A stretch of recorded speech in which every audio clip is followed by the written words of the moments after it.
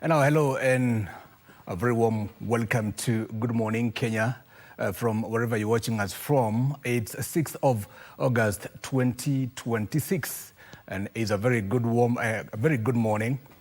Plus, it's quite cold today. The weather has been fluctuating from hot to cold, but still dry. But that's it. All in all, we're gonna make it. All in all, we're gonna continue. My name is Giverson Minor, and I'm not alone in the studio. I'm with a couple, a TV couple. Vivian, how are you, Vivian? Wow, give us Good morning, Vivian. Where did that come from? I was very careful with my words. What? You were not careful one bit. Not one bit.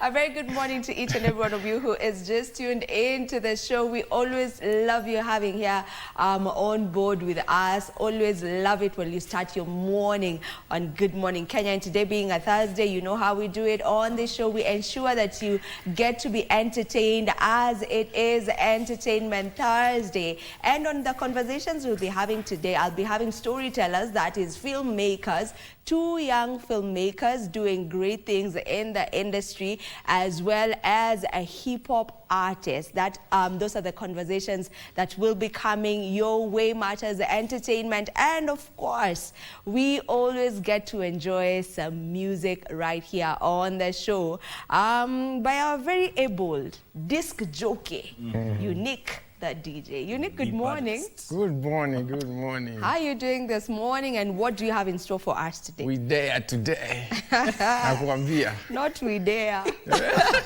We dare. Siku dare, siku dare. You just landed from Kingston, Jamaica. Nakwambia. Now, actually, there's something that I've been actually running into my mind that Gen Z wameamua kubadilisha like meaning of everything. Like saizi bag si ya kubeba vitu. Yep. Bag ni? Ni ya nini? Alele mtoto. Bag ni ya nini? Ebu tuambie. Bag ni ya nini, Giverson? Bag ni ya nini? You complete that. Complete it. No, you guys mumeanza hii kitu simumalize. Bag, what's the bag for? Alele mtoto. Bag ni alele mtoto, sahi. Bag ni ya? Alele mtoto. Alele mtoto. Yes. Sasa hiyo yenye ulikuwa unajia kubeba sijui nguo kubeba hiyo si bag siku hizi. Within your free time, go find out what alele mtoto is. Yeah. Anyway, what do you have in store? Do you have in store for us, Unique? Yeah, I have the playlist of today. Semetuni exclusive, very beautiful playlist, and I actually have new music that I released last time. Sikusema about new music, so the list is endless. Okay. Let me just go through faster. Willy Paul has a new song inaitwa Kangaroo, very beautiful song. Furthermore, Dufla Diligon, Ken Rezi. Then the brother of Longombas. Brother of Longombas pia akona song inaitwa Reason, anaitwa Richie Longomba. Yeah. Okay. Zuka kama mnamkumbuka. Yeah. Matonya pia has a new song, Breeder has a new song, We Are Nubia, they have a new song. The list is endless, so keep it locked. We'll be sampling those songs to Kilendela na show. I'll see you. Yeah, very important because when it comes to matters of conversation, here's the deal. The first conversation we are going to have, we want to tackle leadership and responsible politics because when it comes to leadership, it's not only measured with policies or projects that have been completed or done. There are other things, metrics that come into play. And now when you look at the kind of politics we are having right here in the country, there's some level of rhetoric we are seeing which has called for restraint and even responsible and tolerant politics. That is a conversation I'll be having with three gentlemen later on in the program, but we are doing that after Giverson takes us through the world of news. Giverson? Thank you, guys. Be ready next time. You never know how I'm going to introduce you. Just be ready. Okay. Well, yeah. We're here for it. Now, let me take you straight to news now. Now, President William Ruto has instructed health facilities contracted by the Social Health Authority not to deny or refer any Kenyan in need of emergency care because they cannot pay. Now, speaking during the launch of the National Ambulance Dispatch Center, the head of state said access to emergency care is a constitutional requirement which must be respected. Now, through this initiative, Kenyans in need of emergency care will access ambulance services free of charge by dialing the toll-free number 922.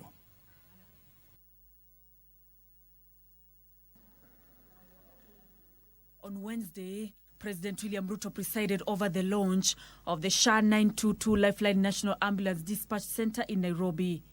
The center, equipped with dispatchers on call, will enable Kenyans who dial 922 to be connected to available and nearby ambulances that will evacuate them to hospitals at no cost. When you call 922, the call will be free on every network. And it will be accessible whether you have airtime on your phone or not. Ambulance evacuation and the first 24 hours of emergency treatment will be paid for through the emergency, chronic, and critical illness funds at the approved tariffs. This protection applies whether the patient is registered with SHA or not, and whether or not they have paid for SHA. These, President Ruto says, will go a long way in changing how emergency care is provided. I therefore reiterate to every health facility contracted by SHA, no person requiring emergency medical treatment shall be denied, delayed, referred, or transferred because they cannot pay. As you've seen, ambulances are checked. We ensure that these ambulances are safe and they'll be able to do what they need to do to rescue Kenyans. When this ministry speaks about ambulances, I am not reading from a policy paper. I am describing a very arithmetic of my own people and the millions of Kenyans who live where distance itself sometimes becomes a disease.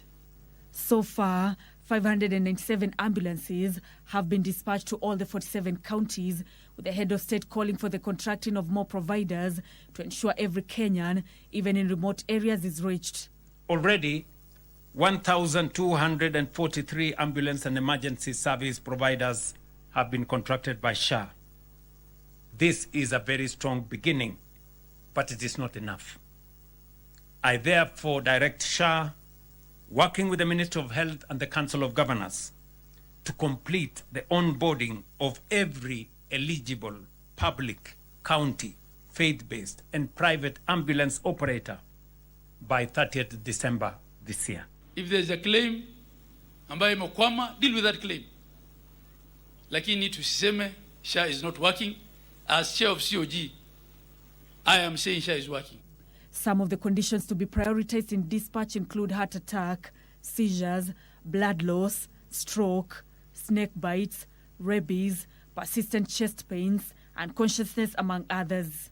The launch of this facility is part of the reforms being undertaken by the government, even as the country works towards the attainment of universal health coverage.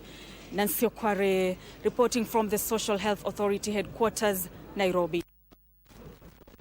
President William Ruto now says that he's ready to be assessed by Kenyans on his pre-election pledges on what the administration has implemented so far ahead of the 2027 general election. Now, speaking after hosting Muslim religious leaders at State House Nairobi, the head of state said the government has implemented key pledges it made to the Muslim community during the 2022 election campaign.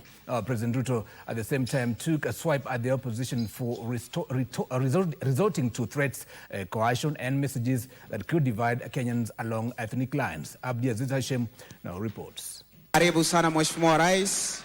Naona rafiki yangu kutoka Kericho ameniambia mnanipangia kunisalimisha.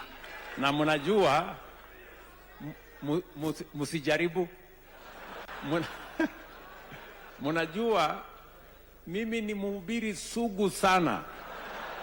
Nyinyi msipochunga, mimi nitawahubiria nikimaliza hii kazi ya rais. President William Ruto has defended his administration's economic record, saying key economic indicators show that the country has made significant progress despite criticism from his opponents.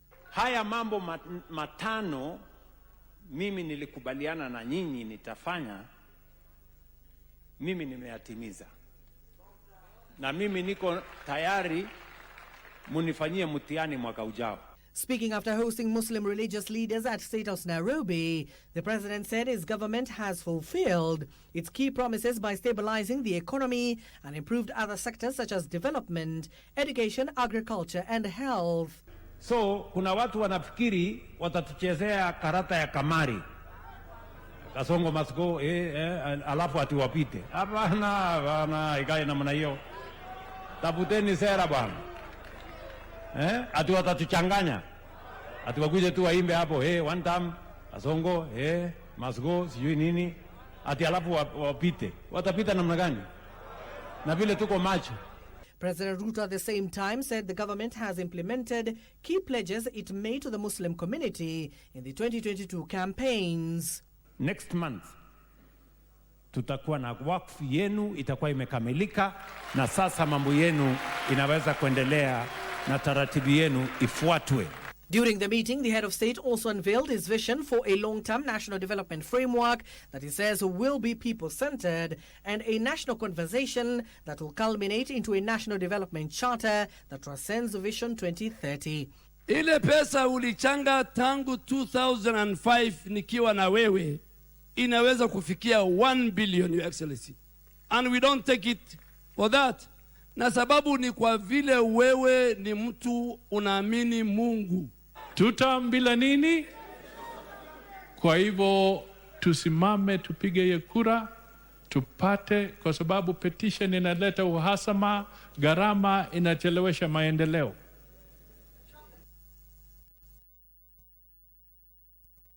And Deputy President Kithure Kindiki has urged African nations to invest heavily in infrastructure and good governance that will enable them to share economies of scale. Professor Kindiki said investing in joint road, railways, seaport networks and other mega projects will spur the continent's economic growth. The DP was speaking yesterday during the Infra for Africa Forum and the Africa 50, a general shareholders meeting in Dar es Salaam, Tanzania. Now, Kindiki said Kenya was adopting innovative financing models for development of its infrastructure, highlighting the need to cultivate different ways to raise capital for huge and transformative projects.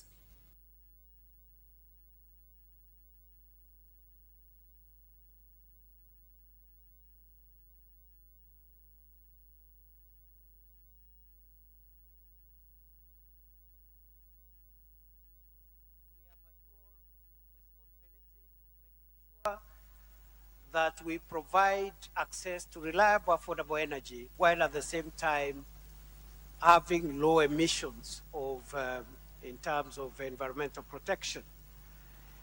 It is therefore possible to utilize the significant resources that Africa has, including LNG resources, if we collaborate with one another.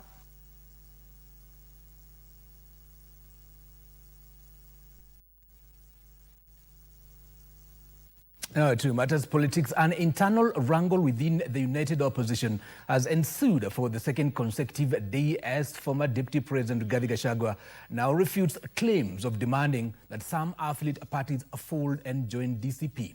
Now, party leaders Justin Muturi of DP, Peter Amunya of PNU, and Lenny Kivuti of DP made the allegations Tuesday, saying no one in the Mount Kenya region has the moral authority to order other parties to dissolve. Take a look. In a rejoinder on Wednesday that appears to widen the fresh cracks within the united opposition, DCP leader Rigathi Gachagua told the disgruntled leaders to focus on popularizing their parties in their grassroots rather than dwelling on boardroom politics. Hata hawa kama wanasema mimi nasema DCP ndio chama ya maarufu mlimani, hakuna mtu nimezuia. Hata yeye asimame aseme chama ya PNU ndio yenye kusema katika mli. Si wewe useme tu. Si nilikuwa Meru siku 5. Si nimeondoka. Si na wewe unifuate. Kila mtu auze chama yake. Msikuwe watu ya kulalamika tu kwa press conference. Former Attorney General and DP leader Justin Muturi, former Cabinet Secretary Peter Munya of PNU, and former Embu Senator Lenny Kivuti of DP on Tuesday said Gachagua should handle other political parties in the Mount Kenya region with respect. Honorable Gachagua, therefore, has neither the legal nor the moral authority to prescribe the existence or future of other political parties. I want to clarify today that DCP and Rigathi Gachagua welcome all political parties. They come. We compete fairly. The only thing hatutaki mashindano ni kitimo ya rais peke yake. He was again opposed to a hurried process of naming a single presidential candidate, saying consolidation of support base should come first. First things first. How do you choose a candidate before you consolidate? We also need to sit down to kiambua ni nani. We look at the level of consolidation because that will be a factor. This, as Speaker of National Assembly Moses Wetangula challenged the National Cohesion and Integration Commission to regain the trust of Kenyans and play a more active role in promoting national unity throughout the year. You know, when there is a good authority that people respect, and there's nothing as important as people respecting authority. So that even if you're a small man holding a big office, people should not look at you in terms of your stature. Hotspot areas that have been flagged, or what we call the high risk areas, and we want to do what we call the early response. There is what we call the early warning and the early response. Addressing the commission, led by Chairperson Bishop Kefa Omai at Parliament Buildings, Wetangula said NCIC should not be seen as an institution that only becomes active during elections. I'm very sure, Bishop, after 10th August 2027, we shall not hear of you until 2032. Now, the government plans to fully utilize the Kenya Agricultural and Livestock Research Organization KALRO data on drought-tolerant crops, resilient livestock breed to improve food security across the country. Speaking after a meeting with the principal secretaries at the KALRO headquarters in Nairobi, Koskei noted that KALRO data, information and advice, if well utilized, can significantly help build farmer resilience and fight food insecurity across the 47 counties. On Wednesday, the head of public service, Felix Koskei, led the monthly forum with principal secretaries at the Kenya Agricultural and Livestock Research Organization, KALRO, in Nairobi County. The forum was to review government investments in various sectors. Koskei also led principal secretaries on a tour at the KALRO headquarters to review varieties of seeds suitable for the various climatic conditions in various regions in the country. What KALRO is doing in terms of research, in terms of advisory to farmers, in terms of data storage, and more so in terms of accuracy in as far as prediction and advisory to our farmers across the country. It is here that Koskei said the government will fully utilize KALRO's data to advise farmers on food-resilient crops and livestock in various parts of the country. I want to assure you that the government is on top.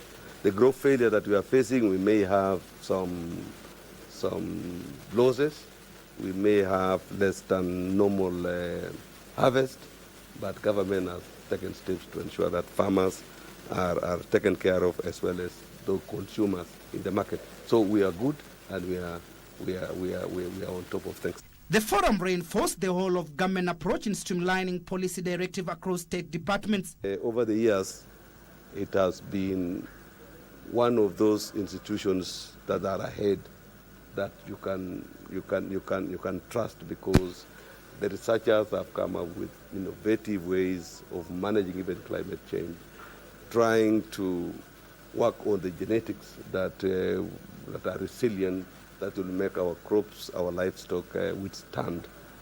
The Kenya Agricultural and Livestock Research Organization KALRO Director General Patrick Ketiem reaffirmed KALRO's commitment to continue advising farmers to adopt climate-smart agriculture and utilize digital platform for real-time weather and agronomic advisories. What we are advising farmers is to impress on technology of early maturing crop varieties and seeds, which we've KALRO already can be able to access through KALRO systems. And KALRO has developed several outlets of these technologies in the name of Mkulima shops.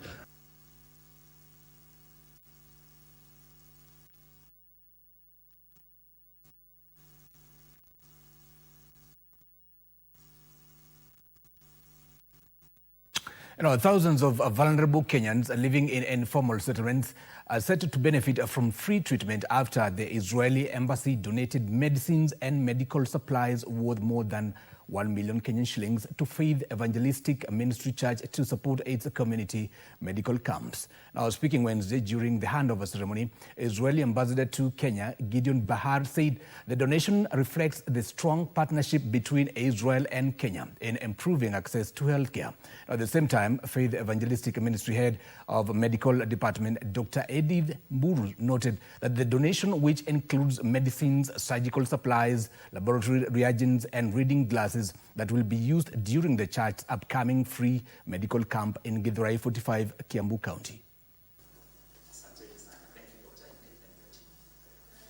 Today we are delivering a donation of medical equipment that will help people in Kenya improve their health and improve their lives. We are very happy that we can be part of it, that the Embassy of Israel can donate and be part of it. Supplies that are in these boxes, they are medicines, surgicals, and also the reagents for the laboratory. For the patients who have eye problem, we do give them free reading glasses. The government has intensified efforts to professionalize the human resource profession by requiring officers serving in HR roles within the public service to obtain professional certification. More than 2,000 candidates this week sitting for certified human resource professional examinations in over 20 centers across the country as the demand for certification continues to grow. Human Resource Management Professionals Examinations Board Chief Executive Officer Margaret Mgu said the move is aimed at raising competence, improving efficiency, and strengthening professionalism in workplaces. She says professional certification is no longer optional for public officers serving in human resource functions following a government directive requiring all HR practitioners in the public service be certified. Those who are not certified to come forward and get certified. For those HR professionals who have more than 15 years experience, they can apply, come to us. They give us a portfolio of evidence to prove that they are competent, so that we assess their competence through the recognition of prior learning. And so far, we have assessed more than 20 professionals, and therefore again, RPL is gaining a lot of traction. All HR professionals, let's own this profession. We are HR, let's own it, let's run it, let's make sure that we are in control of our profession. Now, police in Embu have exhumed the body of a 29-year-old farmhand who was allegedly murdered by his co-worker and secretly buried in a shallow grave within the compound where they were employed. Now, Embu West Sub-County Police Commander Vincent Kitili said detectives have arrested the prime suspect, Josephat Kamenju, who is now assisting police with investigations. This story and more in our crime wrap segment.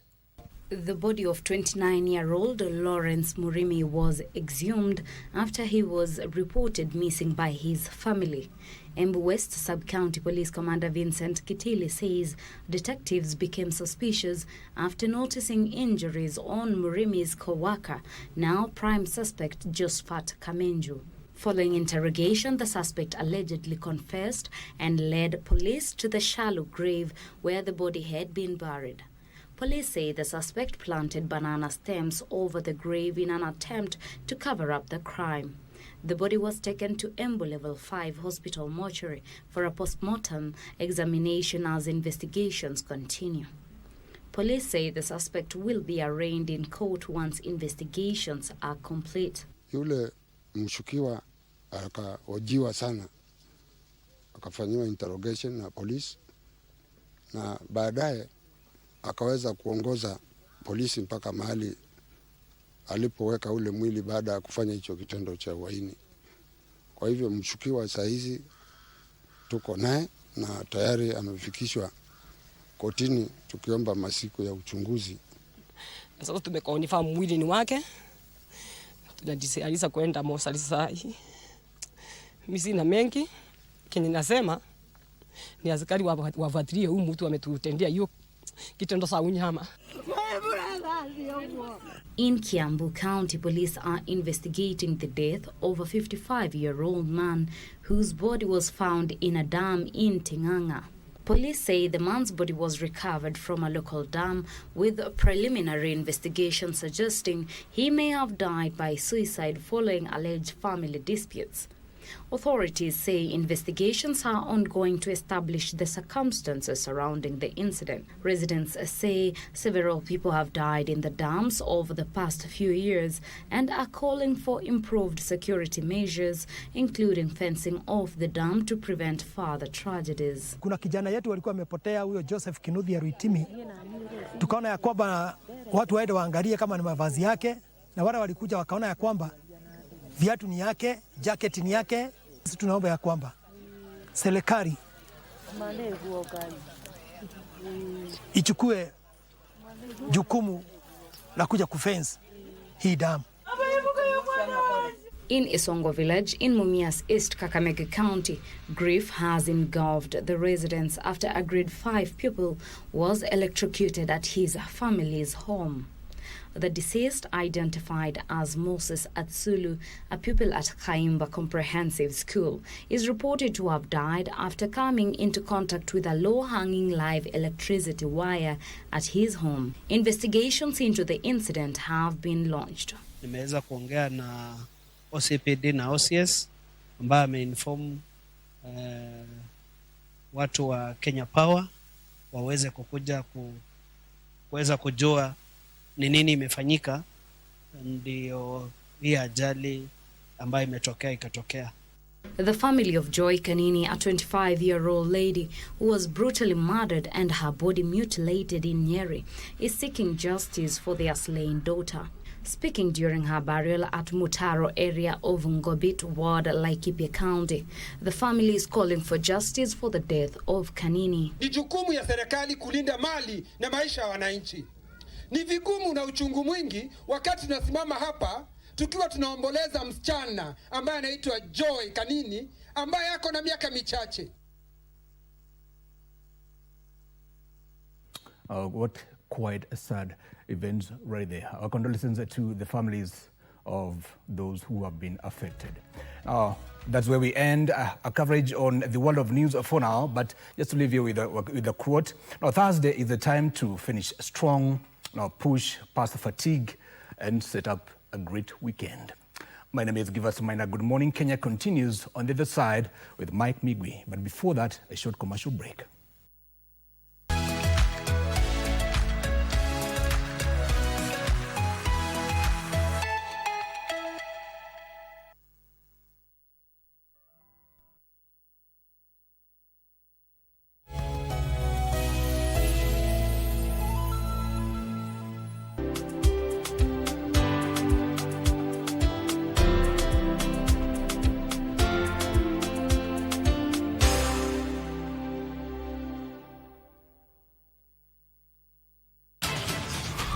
Can you be human for a minute? Haven't you been calling me that? Hurry up, Shorty.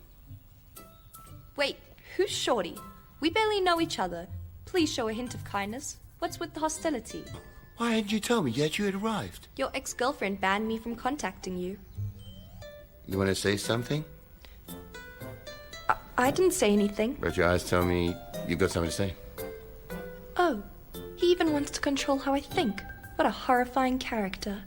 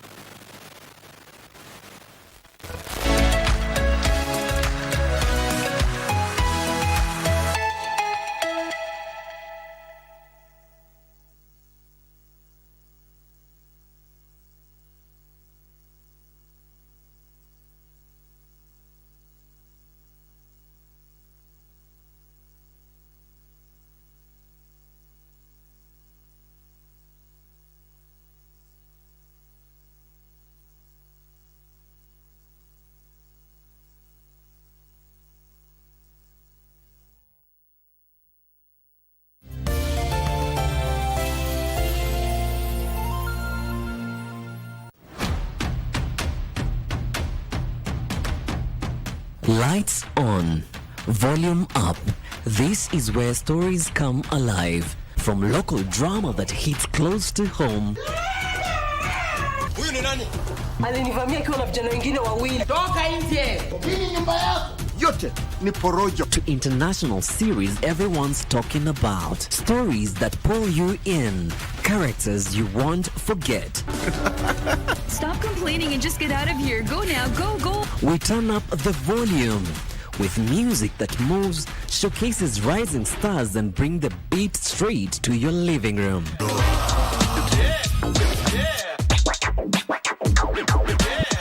And when it's time to talk, we don't hold back. How is everything going? Real conversations, big personalities, the issues, the loves, the moment everyone's debating the next day.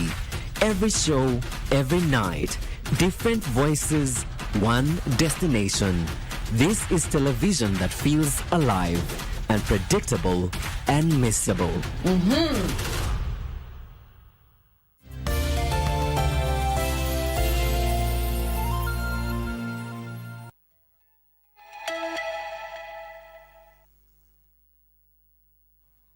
Apologies for the hitch, but the show must continue. My name is Mike Megu. Welcome back to Good Morning Kenya. This is Future Voices, and today I want us to focus on matters that touch on leadership and responsible politics. Now, when you look at matters of leadership, it's not only measured by policies and the projects that leaders implement. It goes ahead to include the conduct, the words that they say, because at the end of the day, there's an example that they have to set for the people. And also when you look at matters of politics in the country, lately we've seen a lot of political rhetoric, which has also now called for intensified calls for responsible politics, politics of tolerance, and just a matter of clean politics. And now that we are inching closer to 2027, how do we cultivate that? That is a very important conversation we need to have as a country, and it starts right here on KBC Channel 1. And in studio, I'm joined by three gentlemen, starting with my immediate left. That is Davis Bin Olwoch from the ODM Youth League. Karibu sana. Thank you so much, Mingi. Karibu sana. And also Omar Thomas, who is the director of Center for Political Research and Consultancy. Karibu sana. Good morning, Mike. Karibu sana. Good morning It's to been you. a while. It's been a while. It's been a minute.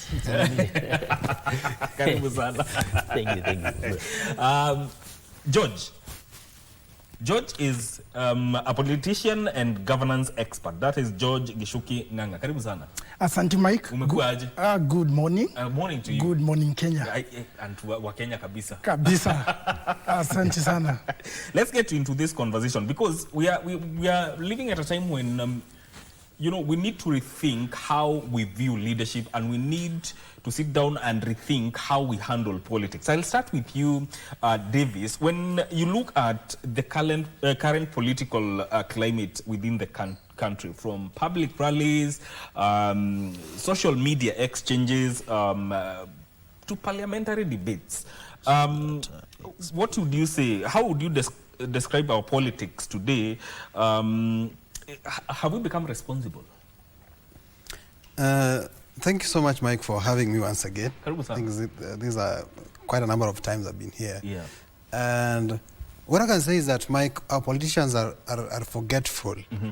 And they forget about 1963, when we wrote the good words in the national anthem. Yeah. And we prayed for unity, we prayed for justice, we prayed for peace. They forget about 1982 and what happened in 1990s, and they forget about our new constitution, written very beautifully. They forget about 207, and they forget about 208. And they forget about our national slogan called Harambee, let us pull together. They forget about unity. They forget about, even in America, the people came together and built a union. And it was Abraham Lincoln who said that a house divided cannot stand. Yeah. And Jesus also told us that in the book of Matthew, Mike. So they forget about Mahatma Gandhi, who talked about unity between the now India and Pakistan. They forget about Martin Luther King Jr., who had a dream of little white girls and little white boys shaking their hands together. They forget about us when we are together and us when we are apart. Mike, I can talk about 2007 a little bit. 2007, we had a general election which had clashes because now it was politics of us against them. And whenever we are put in a place of us against them, the country always pays a heavy price.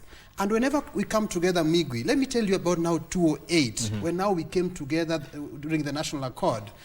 That is the time, during that period, when we came up with the new constitution. Yes. That is the time now when we came up with the Vision 2030. That is the time when now we came up with all these reforms that we enjoy today, when we came together. But when we pulled apart in 2007, our nation paid a very heavy price, Mike. So I think the nation should not forget, the politicians should not forget, and the people are always united, Mike. Yes. Omar, what do you think? Is it a matter of forgetting or just ignoring the tenets of unity that we are talking about? Because when you talk about leadership and responsible politics, it boils down to the behavior that we have as a country revolving around those two aspects. Thank you very much, Mike. And to answer that, I'd like to be very explicit and pragmatic, of course. Yes. To be very honest with myself and also our viewers, this country is in a period of serious political schizophrenia, which has been occasioned by the political happenings in this country, Mike. Politicians are moving helter-skelter, politicking, telling us what they are trying to do or what they intend to do as we edge closer to the elections of 2027. Yes. From the other side, the head of state is here again telling us about Vision 2060, forgetting about the 2030 vision, forgetting about the bottom-up economic agenda, and now another agenda has been brought up. Mike, what I want to say is that as Kenyans, we need to be keen enough so as to study the kind of political happenings in the country. Because, you know, at the end of the day, we have leaders to choose. And that's why I say that we need to be keen enough so that we are not brainwashed by the politicians. I don't like to be so unfair to the government, even to the opposition. They are just moving around the country telling us how William Ruto is going to be a one-term president, and also telling us how Kasongo is going home in his first term. But what they forget to tell Kenyans is what particular agenda they have to the country to offer. And that is a serious question that the president raised yesterday. And he said that they need to come up with an alternative agenda. Should that, because that brings up a question that cropped in my mind. What do you think Kenyans define leadership as? Mike, under the 2010 constitutional dispensation, and to be particular, Chapter 6 of the Kenyan Constitution, it has elaborated what it takes to be a good leader. There is leadership and integrity. So the current crop of leaders has not subscribed to the values of Chapter 6 of the Kenyan Constitution. For example, we have leaders who come on national television telling us how their watch is 2 million Kenya shillings, how their suit is imported from Turkey at a cost of 10 million Kenya shillings. We have leaders who go to churches, Mike, donating 20 million in a single harambe where we don't have hospitals, roads, and also schools. So we have leaders who spew expletives, who use abusive languages to other leaders. That is not the kind of responsive leadership that we deserve. From our organization, the Center for Political Research and Consultancy, And I think this is my client because he's an aspiring leader. We support leaders who have vision for this country. We support leaders that don't talk ill of others. We support leaders who talk about issue-based politics rather than politics of abusing each other, the politics of throwing words here and there. That is not the kind of leader that we want in this country. And George, when you look at the kind of political environment that we have right now, have we as a country turned politics into confrontational politics instead of issue-based politics? Yeah, Mike, I want to say that as a country, there are values we subscribe as a country, as a nation. And we have a constitution guiding us. But as we have seen from our leaders, we've totally deviated from following the rule of law. And we have resorted to, taking politics and taking it to be very personal. Because when I say as a country, there are values and doctrines we subscribe to. You can imagine, Mike, a government, when the government is coming into power, and I don't want to really say a particular government, but let me just cite an incident of the recent of the government that is in power. When they were going around the country doing the economic charters, people had hopes that this is the government that will transform the lives of people. They made us believe that when they get into those positions, they shall perform. But when they got into those positions, as much as we would put the blame to individuals, they would highly say that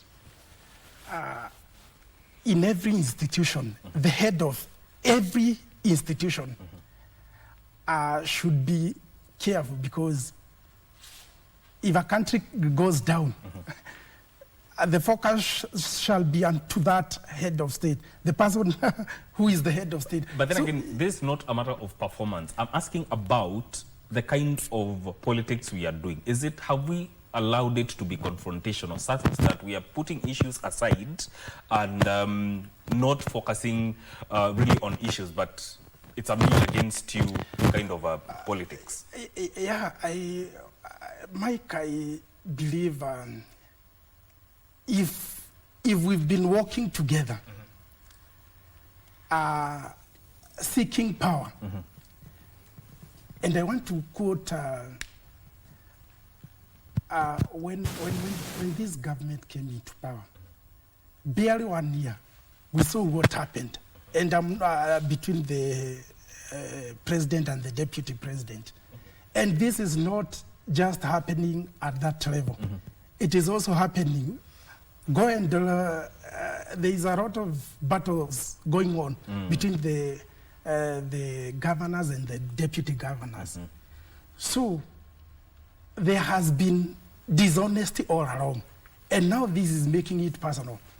Because dishonest politics. Yes, dishonesty. Yes. Because like now, the president expelled his deputy. And now you see what has followed. And these are team which has a mandate of delivering to the Kenyans, Let to me the correct country. you a little bit. When you say expelled, there's a constitutional process of removing a deputy president, and that was followed. Mike, I want to really, I don't know whether last month of July has been the month of confessing. because we know our constitution, we know the guidelines. But Mike, when we are talking about responsible leadership, we have seen members of parliament in a national television platform saying point blank they were given money to do the impeachment of the deputy president. We have not seen any institution going for those. And we already have apparatus which are supposed to hold those men and leaders accountable. So I'm just saying, all along, there has been dishonesty. A very good point, because Davis, what he's saying, we've seen utterances by leaders, some saying that, alleging that allegedly they were given money, and we can't verify if they were given money or not. But then again, as a country, have we become complacent as to the kind of dishonest, as he's saying, dishonest politics going forward, now that we are inching towards 2027? What does that mean? Migwi, I think that politics has not been entirely honest. And that is across the world and across the continent and in this country. And Migwi, I think it's time we go back to competition of ideas. Sometimes we can compete, but let us compete in terms of ideas. Exactly. And you asked a very good question. What is leadership? I think leadership, a good leadership is leadership that puts the people's interest first before the interest of themselves and of their political parties. And I think a good leader is someone who has a vision for the nation and influences the people towards that vision. Politics of dishonesty, Migwi, and when you've talked about money being given for the impeachment of deputy president, I know for sure that people always caucus as groups, and that's why you have the Azimio coalition caucusing when they want some bill to be enacted into an act. They always caucus. But I think now the issue of money being involved, I think that is now bribery. And I think there are some public institutions that are in the constitution that actually should act. I think so. About dishonesty, I think it will come back to us as citizens because we've known this country. All the people who are vying, we know them. If they tell us I'll do this, and they were there in 1950 and in 1970, somewhere in 1990, we then ask them, you were minister in 1990, what did you do? So I think we have the power to challenge dishonest politicians, Migwi, so that we don't vote blindly again in the year 2027. That we ask them, this is your track record.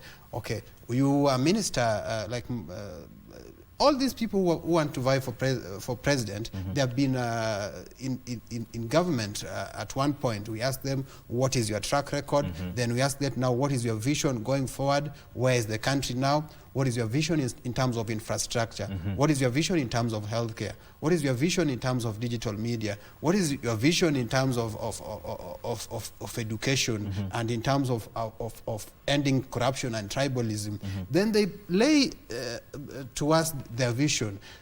Migwi, I think sometimes as citizens also give this politician space to lie to us and to be dishonest. We become enablers. Yes, because you ask, let's take for example, our respectful Emeritus CJ, Honorable David Maraga, you are a CJ, what did you do? He should be able to tell us, and we should also be able to see. Yes, and what are you planning now as you enter government in terms of the economy? We have a debt, 70% of our revenue is going to debt payment. What will you do? And he will tell us, this is what I'll do, and this is what I'll do. And then we say, this is what CJ Maraga will do. This is what Dr. William Ruto is promising. This is what my party leader Power is also promising, Dr. Oburu Odinga. This is what Honorable Fred Matiang'i is promising. Then we put them on a weighing scale. And then we say, yes, out of all these boxes, These one have ticked most of our boxes, including Honorable Rigathi Gachagua. These one have ticked most of our boxes. We go with Honorable Edwin Sifuna or any other person who we will tick most of our boxes. So let us not be enablers of dishonest politicians. Have we come of age of doing that? Thank you, Mark, for that particular question. And I think, as my brother has aptly put it, there's no shortage of leaders in this country. Yes. Because each and every election cycle, various politicians come to us, Mike, and they promise us heaven on earth, and they don't deliver. And when the election nears, they again come with other things that they like to do. And I'd like to give an example to the current administration. In the run-up to the elections of 2022, Mike, the president of this country with his UDA brigade moved in the 47 counties and made 47 charters. Yes. They signed 47 charters with each of the 47 counties, told us about the economic transformation agenda of this country. What that meant is that they come up with a 5-year social contract as put forth by Thomas Hobbes and also Jean-Jacques Rousseau, who were the architects of the social contract theory, that those who serve at the mercy of the people, not by their own wish. So have they really done what they promised the people? Mike, that is a serious question that we need to ask ourselves as Kenyans and also citizens of this country. That they have deviated from that narrative, and now they are telling us about the Singapore moment. They are telling us about the Vision 2060. That is why, as Kenyans, we really need to be keen enough so that we see the kind of leaders that are honestly going to work for us, not the ones that are telling us about promises or deviating from their original narratives. So as Kenyans need to look back and take stock of what has happened in the years to help them make a good decision. Exactly, Mike, exactly. And you realize that before the revolution, I think you remember the revolution that happened in June 2024, the youth of this country were the most fragmented segment of the society. But after that revolution, these people came together, they united. I can say that they are the most united people, and they're the ones driving this narrative that we want to change. We want to help, we want to hold our leaders accountable for their actions. We want to tell our leaders that they need to live by their promises and not just saying things that cannot be achieved or things that they cannot do, Mike. Yes. Yeah. You know, politics is defined as, is often described as a reflection of the society. And when we come back from this short break, I want us to examine that and see if it's really a reflection of what we are as a society. But we'll do that after this short break. Stay with us.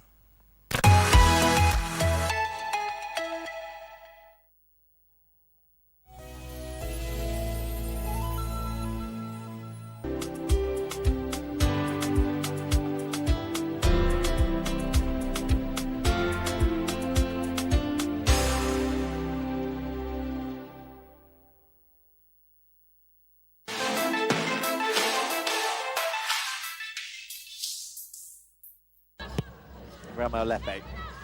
Off goes Catalana again, and Catalana spotting the goalkeeper off her line, tries her luck, just past the post for Tembi Catalana.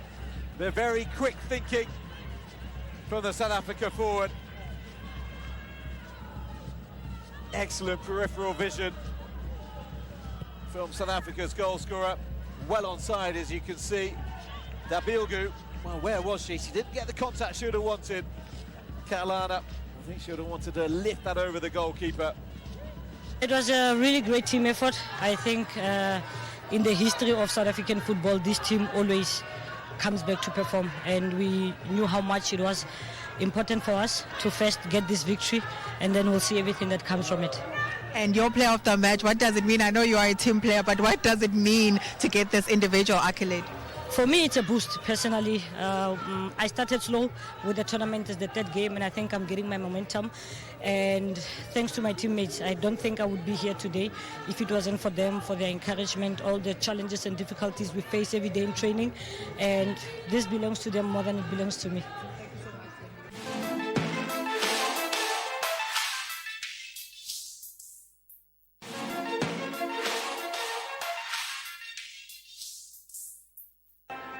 Conan waits, steps up. Conan takes Abbas the wrong way to make it 2-0 for the Côte d'Ivoire. And the joy of these elephants reaches the next level. The frustration for Anastasia Katunzi. And 3 goals, look at that, straight down the middle. And with Abbas darting off to the right-hand side. Very cool penalty.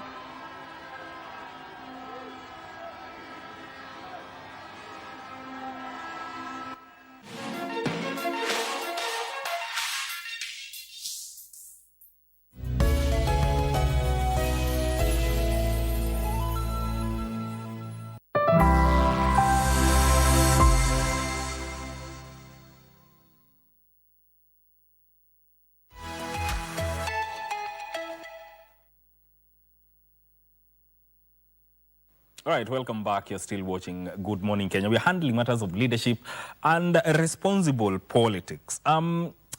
George, when you look at politics today, you know, it's often described as a reflection of the society. From where you stand, do you think politicians shape public behavior, or they merely amplify the existing divisions within the society? Yeah, thank you, Mike.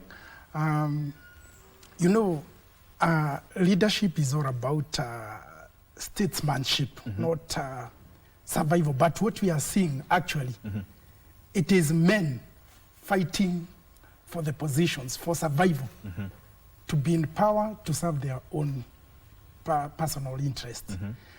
And just allow me to cite, because, you know, whatever happens and it is reported through our media platforms, the things we witnessed here at Al Karau,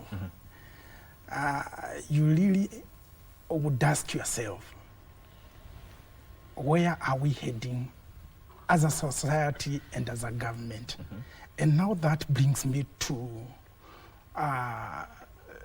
you know, government taking charge. And I can dare tell you, Mike, like what we saw in Al Karau, we saw state mercenaries being deployed at Al Karau. You can't say that cannot be verified. Yeah, just allow me to... You can't say that and say it's state machinery without verifying that. Okay, just allow me, Mike, to... we saw some men, the CS, who were doing some operations at Al Karau. And you see, in our constitution, there is a provision for a member of parliament, CS, there are those provisions. The constitutional provisions. Yeah, but what we saw there, Bana Mike, because I'm actually talking from a point of experience, because I was personally there. You went there? I went there. We saw them. We were with them. So, Mike, when you tell me that I have to verify, these are the people we were colliding on daily basis with them. And we also would take informations from the members of public. you know, these men and women there. I'm saying that because there are a lot of things that happened in Olkalau and events that happened there and allegations were made. So just to make sure that we are on the right side. That's okay, Mike. And what we saw there, Mike, from where I'm sitting, as a voter, I can say I'm really not comfortable with the route and the direction we've taken as a country. And let me, Mike, as much as we would want to divert from laying some blames too, you know, the government is there to serve people, the interests of people. The government is there or should be there to do the implementation. But when we see what we saw there, I'm not sure if you saw, you know, it is like misuse of public resources. People even being given shoes. And we say that this is the society. Is it the government corrupting the society, or it is a vice versa? No, it is the government which is corrupting. And you know, a government should be there to serve these common mwananchi, to show them the direction. As a leader, you see, Bwana Mike, a father does not take instructions from his child. But a child would take instructions from his father. So all we are saying, Mike, can we see, can we emulate whatever we are seeing? These are things we cannot emulate our leaders. Can we see them giving us our giving us best, giving us? Can we see them following the rule of law? But then again, there is a question, Davis, and this I will throw to you. You know, at the end of the day, when we talk about leadership and politics, sometimes as a people, do we take stock of what we allow? Do we question ourselves as to what kind of politics we can tolerate, the kind of leadership we want, or we have only normalized blaming leaders and politicians? Mike, that's a very difficult question. But I think it goes back. And I always go back to 1963, Mike. Because we offered prayers when the white man was going back to Britain, and the Kenyan man was now coming to govern the country. There were prayers in the national anthem. And we said we prayed for justice, we prayed for peace, we prayed for liberty, we prayed for plenty and prosperity. And this plenty, Mike, has not come. So what is happening is that people are very poor. So the politician has mastered that. And what the politician does is that he accumulates a lot of money within 4 years, and then takes a little bit, a chunk, like a 10% of that money, and give us tokens. And then the person who gives now us tokens is the person we see as a good leader. We don't care about manifestos anymore. We don't care about industries anymore. We care about the person who've given us 200 shillings. Then we elect him or her, and then the circle continues. That now he goes back, accumulates a lot of other wealth. He eats our barabara, he eats our hospital, he eats our education fund, and then after 4 years, he comes back to the city or to Shago, gives us 200 shillings. So, Mike, I don't know where this, I don't know where we should connect. Because first, I think we need a big civil education or civic education to the people. That what is the role of a member of parliament? Then what is the role of members of county assembly? What is the role of a governor? What is the role of this? Okay, you are giving us money for what? Where are the hospitals you promised? I think it starts there. And then another thing, Mike, that is very hard is this issue of politics of winner takes it all, of whatever it takes. That politics has influence for power and for money. So then the salary is too big, the power, you can pass the queues while others queue, so that people do not want to lose elections I want us to make politics less glamorous. Then it will make politics not a do or die thing. Then people who offer, who get into politics for service and sacrifice will offer themselves. Then we'll have good leadership then. And I also think we need to strengthen our institutions, which are in the Constitution, the EACCs, the NCICs. Most of them are toothless. Let us strengthen those institutions. And then I think we need to build a new culture, Migwi. A culture of integrity, of honesty, of sacrifice. Then we will be in a good road as a country. Yes. How do we build that culture, Omao? Because we've talked about the issues that he has raised. As a country, we've talked about issues of matters of corruption, responsible politics, politics of tolerance. How do we build that culture? You know, Mike, we have very many examples of leaders in this country, great men and women that we can emulate. And even other leaders have a very good example to learn from. And kindly allow me to mention the learned professor, my teacher, Professor Peter Nyang'nyong, my teacher of political science, is one of the best leaders that other leaders can learn from. Mike, you can bear me witness that Professor Peter is one leader who has never been mentioned in issues to do with corruption and also mismanagement of public covers. I'm even told even the workers at the county level must be very, very much accountable.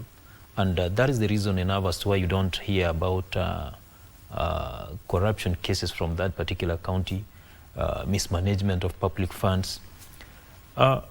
So there are very many leaders, and I cannot mention all of them. You realize that what has consumed most leaders is that they have a high appetite for what people like Karl Marx and Friedrich Engels call the high appetite for primitive accumulation of wealth. You realize that our leaders, the moment they get into elective portfolios, they just want to see how they can accumulate as much wealth as they can. And when you read the Holy Bible, the holy book of the Lord, and 1 Samuel to be particular, we're told that for what reason can you accumulate all the wealth of this world and eventually lose your soul? So our leaders need to work for the people, because that is what they are basically elected to do, rather than put their personal and also selfish interests at heart. Even the Bible says very crystal clearly that service to humanity is also service to God. So our leaders have deviated from that particular norm. We have very good rules and regulations that are strongly anchored in our 2010 constitutional dispensation, Mike. Very good laws talking about how a good leader should look like. We also have institutions which support these ideals. For example, the Transparency International, where I worked for quite some time. These are institutions which advocate for good leadership, accountable leadership. So as we are heading to the elections of 2027, we have a noble duty. We have a role as citizens to be actively engaged in that constitutional dispensation. There are quite a number of people who say that they will not like to engage themselves in politics. They don't like politics. They hate politics. But politics is our daily life. Politics is our daily bread. And that is why, Mike, at some point, we had a German poet, by the name Bertolt Brecht. He, at some point, taught us that the most illiterate in the society is the political illiterate. Is the political illiterate because he or she doesn't take part in the political affairs of a country, and when the elections happen, you find that poor leaders are chosen, murderers, dimwits are chosen, they sneak themselves into leadership positions. And as a matter of fact, the political illiterate is the one to blame, because as a result of not participating in the political process, poor leaders are chosen. It is therefore my clarion call to the young population of this country to actively participate in the political process of this country, because that is a constitutional right. Many people claim that elections in this country are predetermined, in the sense that they are rigged even before the election day. But as Omar Thomas, from where I sit, I have a belief that we have strong institutions. And going by the precedent of Chief Justice Emeritus Maraga, there is that particular ruling, that particular judgment of 2017, where he said that that particular vote at the polling station is final. That one in itself, Mike, makes it extremely hard for any vote to be rigged. I therefore want to advise our young people, and actually Kenyans at large, to come out in large numbers and participate in the political process of this country, because it's through this process that we elect good leaders based on high moral values. And we normally have a local dialect program. Actually, it's your sister stations called Minto FM. We normally encourage our people to desist from the politics of tokenism. You find that people are given around 200 shillings, 500, 1,000, and they choose bad leaders. These leaders go into hibernation for a period of 5 years. That's when they resurrect again. So let's basically elect leaders based on their agenda that they have, especially to the people, and also their track record. And the strength of personality. Exactly, Mike. And George, speaking of young people, you know, George, Omar has talked about some of the leaders that can be emulated, according to him. And, you know, young people admire leadership. But then again, they look at politics and they kind of lose hope, so to speak. Why does that disconnect persist?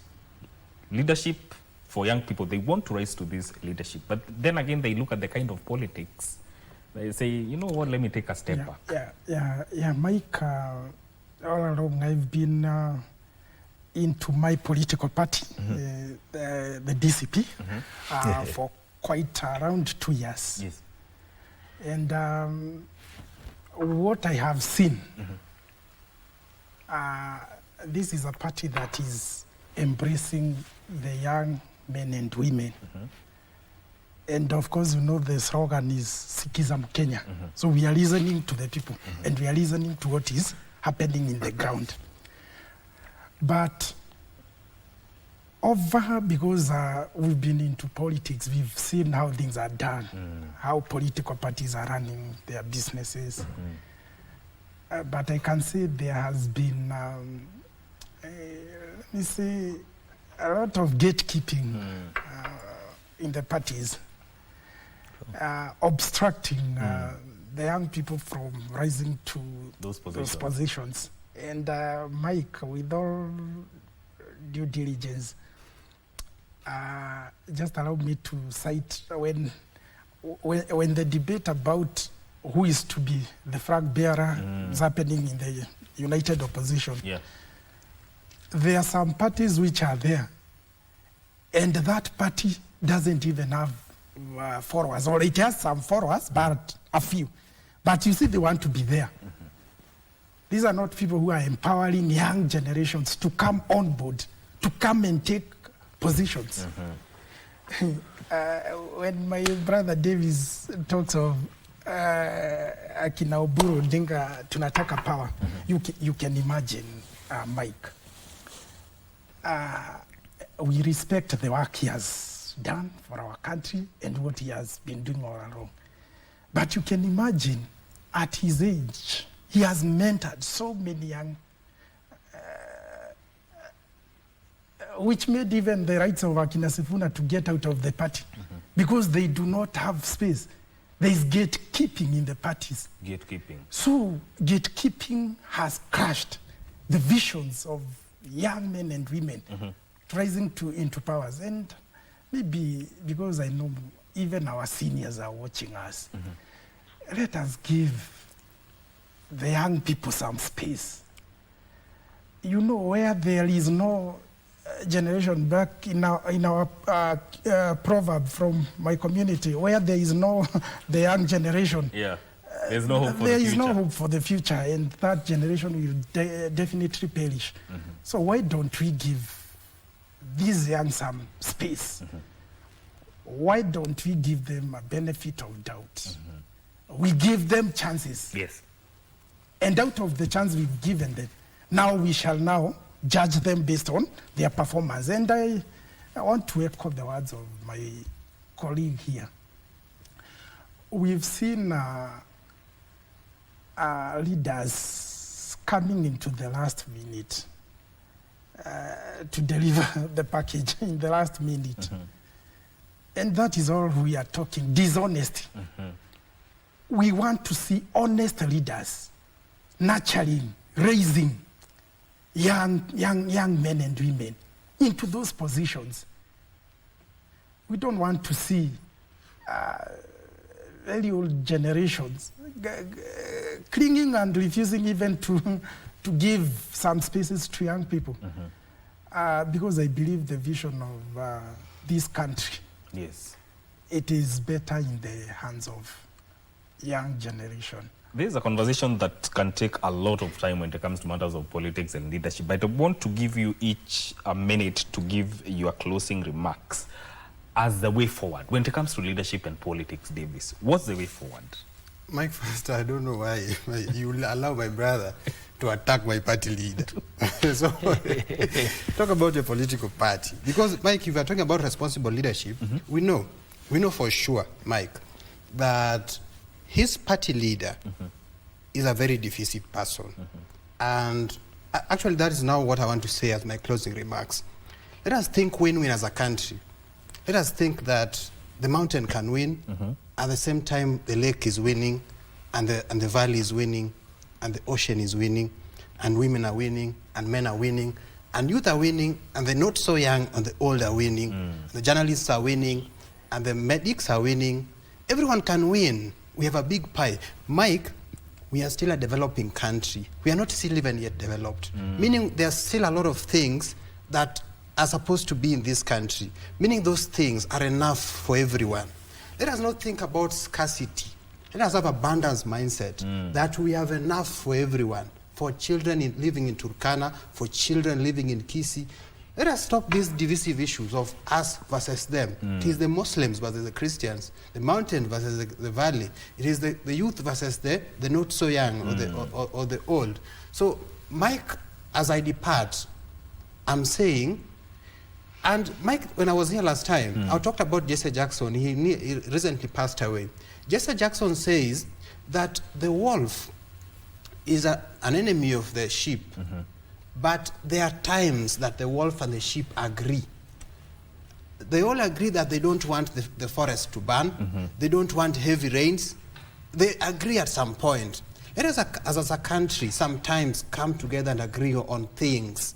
That we want good education for all, our mothers. I've lived, Mike, in Nyanza. I've lived in Narok for 4 years. I've lived in Thika, in Mountain for 5 years. I've seen our mothers want the same things. They want good shelter, good education for their kids. I've seen young people in Thika wanting the same things as the young people in Nyanza region. They want good education, good life, good cars, good houses. Everyone, our aspirations are the same. So, Mike, if wolves and sheep can agree on the same thing, then we as human beings can also agree. So as we go forward, let us heed to the call of our national slogan, Harambe. Let us pull together. Pull together. Yes. Wow. Thank you, Michael. In my closing remarks, I'd like to echo and also buttress the words of Professor Wilberforce Okadigbo. This was a Nigerian politician and also president of the Nigerian Senate. In his book, The Conscientialism of African Political Philosophy, this great philosopher taught us that if we are emotionally attached to our tribe, religion, or political leaning to the point that truth and justice become a secondary consideration, then our education and exposure becomes useless. He further goes ahead to tell us that if we cannot reason beyond petty sentiments, then we become a serious liability to the society. A message to our young population in this country: let us not argue on tribal lines. Let us not talk about divisive politics, but rather the politics of development and also the politics of national unity. Thank you very much, Mike, for the opportunity. Yeah, first I want to thank my colleagues here and to correct my brother there. The one and only Rigathi Gachagua is not a divisive. Is not a actually. That's a whole different point. We have less time, so I would implore you to give your closing remarks. Yeah, thank you, because we saw what happened in Parliament. So I'm just trying to tell you, he doesn't do divisive politics. So going forward, what's the direction we should take as a country when it comes to leadership? One, Mike, I would say, citing what happened in some countries, we should be at par with the Malaysia, Singapore, the leaders. It first began with the leaders. When the leader of Singapore came into power, his business was about serving people, the interest of people. And actually, I could him saying that even if it means him starting afresh without even leaders, he will do it with the help of publics to take back his country. And Singapore, as we talk, it's miles ahead of us. We should be at the same par together with such countries. So moving forwards, there is a place leaders, or the leaders should be at the forefront, leading the people, serving the people. When a leader comes and directly serves the interest of the people, when he means business, we shall realize our dreams and goals. Secondly, Bwana Mike, let us maintain peace and order. Peace and order. Peace and order everywhere in our country, even as we head towards the general election. Elections will come. Then after election, what else? So let us maintain peace and order, and let every leader who is seeking every position know that he's seeking that public position to serve the interest of his people, not his own interest. Very important, a very strong point to finish on. This is where this conversation ends, and we have been talking about leadership and responsible politics. I've been having Omar Thomas, who is the Director, Center for Political Research and Consultancy, as well as Davis Bin Olwoch, ODM Youth League, and George Gishukinganga, who is a politician and governance expert. This is where this ends. My name is Mike Migwe. Up next is Vivian Degwa with the Entertainment Thursday. Get ready for it and stay with us.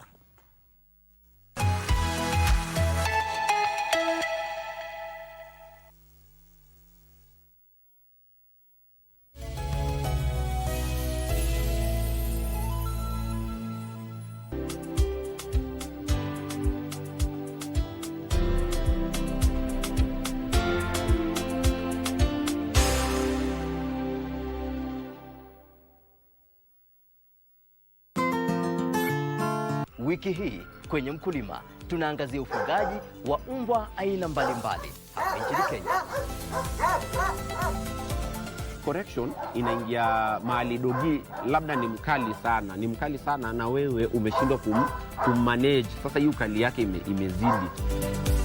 Hizo training ndo tunafanya sasa, dogi anarekebika. Hiyo ndo ni correction. Tuna correct mbwa wako anakuwa ako sawa. Na kisha jinsi ya kumtunza.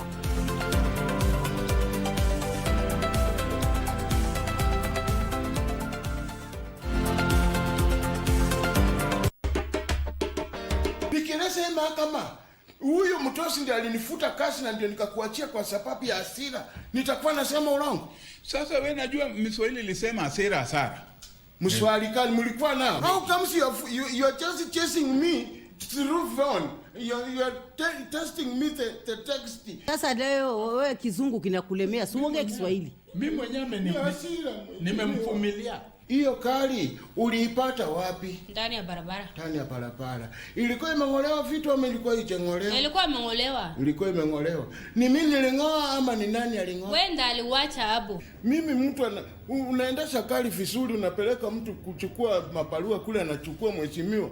Kitoko ukiangalia simu unapata ati huo mtu amekuandikia ati I've futa you job, go home.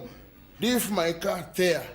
Sasa utafanya namna gani mheshimiwa? Kama ni wewe utafanya namna gani? Yeye alikwambia uache gari yako. Aliniambia niache gari hapo.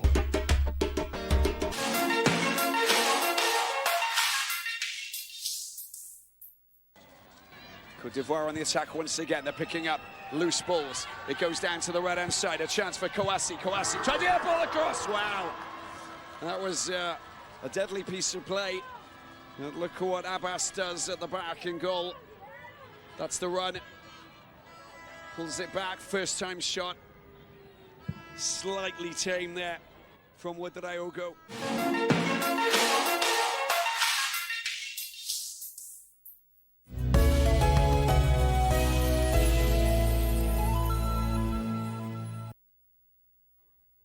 Shinda shida zangu, baba shida zangu, wewe dhamana shinda tadhahabu, baba tadhahabu, hata wapange chuki juu yangu, hata wapange chuki juu yangu, najua upo baba, najua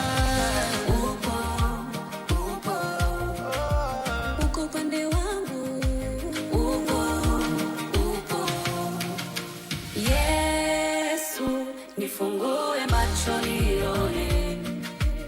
Yesu mwana wa Daudi, nifungue macho nione.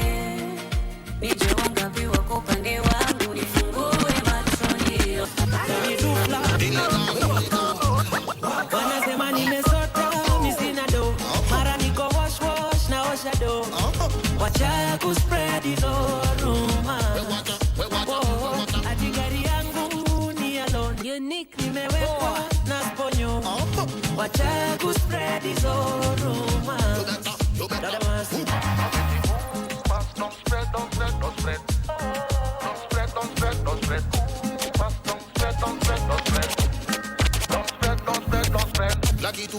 Laki tu mina pata. Bibi dina jasho imeniweka hapa. Mini kufa, anakula bata.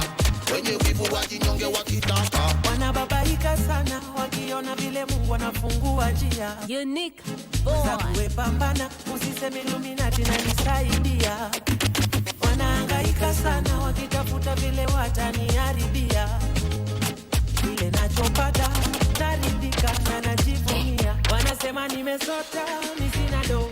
Mara niko wash na osha do.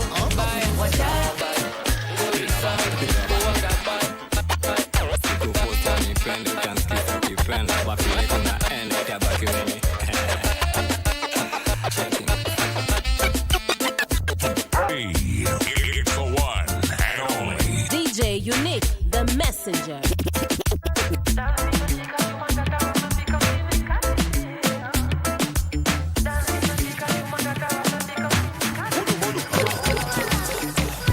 sapa tunakuladi mpishi. Bora tushipe, mwiko refu tunafungadi mshipi. Bora tupike, kamba ya buto unaweza gongewa. Hauna mbota na bado timing unatolewa. Bora mpishi jumpishi bora shaolewa. Easy but niko easy ganji kitolewa. Baby don't touch me there, me gonna wake at you in the air. Promise to touch me there, sugar that flow find me there. Hakuna jari vas nikisha kanyaga si, I'm always on time, yeah, yeah. Hakuna zimefit kwa nyangenyo ni magret, feeling really high, yeah, yeah. I'm feeling best, like you feeling energy high. I'm really best, like you can only lie. Feeling really high, yeah, yeah.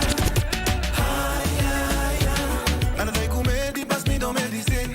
Na doba zangu kwa Kenny therapy. Unique boy. From within. A win is a win, nikisha kanyaga sin. Mohana nice and lovely, sweet and sexy girl. Won't you catch a wine for me? I take me back to December. Kipuliza kipenga, imechi wendo referee. Ashifura, ashifura, ashifura, pomekuza mulima. Anainama, anainuka. Atoti dedile sudika. Akona chariba, nikisha kanyaga sin.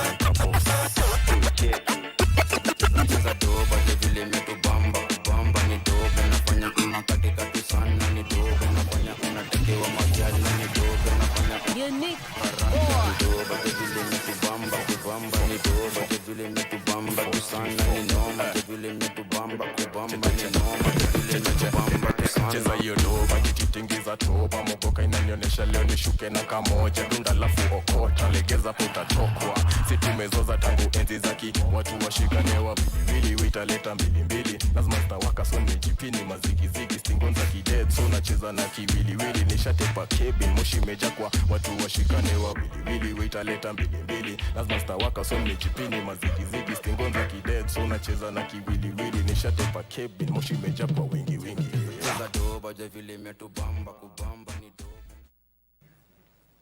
Entertainment Thursday it is right here on Good Morning Kenya. Thank you for staying with us, and we get to start off our first entertainment interview right here on the show, and we talk matters filmmaking as our concentration will be on a new crop of storytellers, a new crop of filmmakers from the country, and this is from Sugar Global and Sugar Mashariki as they get to unveil some short films that have been done by young filmmakers. I want to introduce my guest, and I will begin with my, okay, it's only right to begin with the lady. I was about to start with my immediate right, but let me start with the ladies, ladies first as always. So I want to start by introducing Juliet Koi Moirore.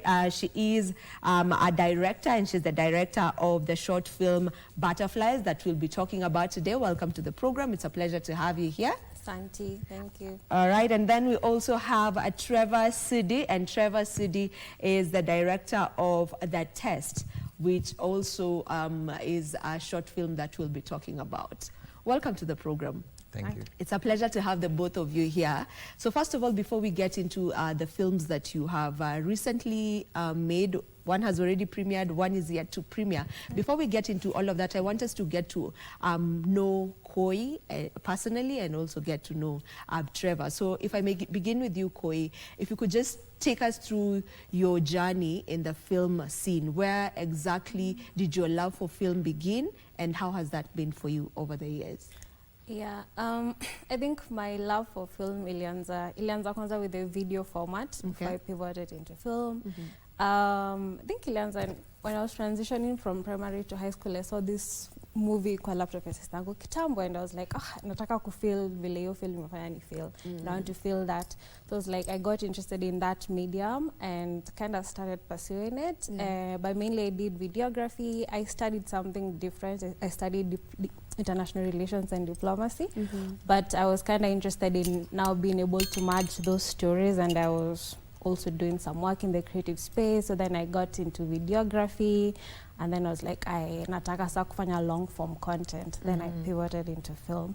Yeah, and so kind of like I combine those different mediums and also some creative tech work I do. Yeah, so it's like a combination of different fields that like kind of sprouted up your love, your film and the video format. Okay, so, and you know, from what you said, it's packed for you from the feeling that you got from watching a film while you were younger. Yeah. Nice, interesting. Where did that begin for you, Trevor? I think for me, ever since I was young, I've always liked film, movies, storytelling, although I didn't always know it. So when I got older, I didn't know what, after I finished high school, I wasn't sure what I wanted to pursue. I got accepted into architecture school, so I went. I did it for a couple of years. It was the first place I learned to think creatively, but it wasn't my passion. I really wasn't into it like that passionately, but at that point I'd already started getting into photography and videography and just learning about how some of my favorite films are made and all that, and then just the interest continued from there, and then I decided to start pursuing film full-time. Yes. So you've pursued it, you're now pursuing it rather full-time. So the architectural job, put it aside. Yeah. And you know, both of you went to school and did, you know, you took different courses in school. Would you say that this is the case for most maybe Kenyans who know they're creatives, yes, and they would like to get and pursue their creativity maybe in film, maybe in music, but they really don't get to because maybe that part wasn't considered truly a career. You know, in most households, it wasn't really considered a career. Would you say that that was the case for the both of you? And do you feel like this is something that is changing now? Yeah, I think for myself, I would say that's the case. And especially right now when ideally, you know, people are multifaceted and you have interest in different things and passions here, interests there. And sometimes in a school system, they kind of tend to focus on the one-size-fits-all thing. And that's not true for just human beings, even for children, like they like so many things. So I feel it's easier with the new technologies that we have, with the new ways of thinking. It's very easy to combine different things and to see a solution in a different field, because I've found also in the work that I do, maybe the skill set and the expertise niko nayo in creative tech, I see it providing a new solution in the film space. I see it providing a new solution in the visual art space. So I think that's the place, that's the direction we are going, and that's where like most of the solutions come from. So I actually do encourage it. If you see a pathway, don't be afraid to take it, and you never know, like some interesting thing you might innovate around it. Yeah. Trevor, on the same, would you say that was the case for you? Is it simply because maybe you wouldn't have been given that space to go and just do maybe film directing or something of the sort, or for you it just, how was it for you? I mean, probably something similar.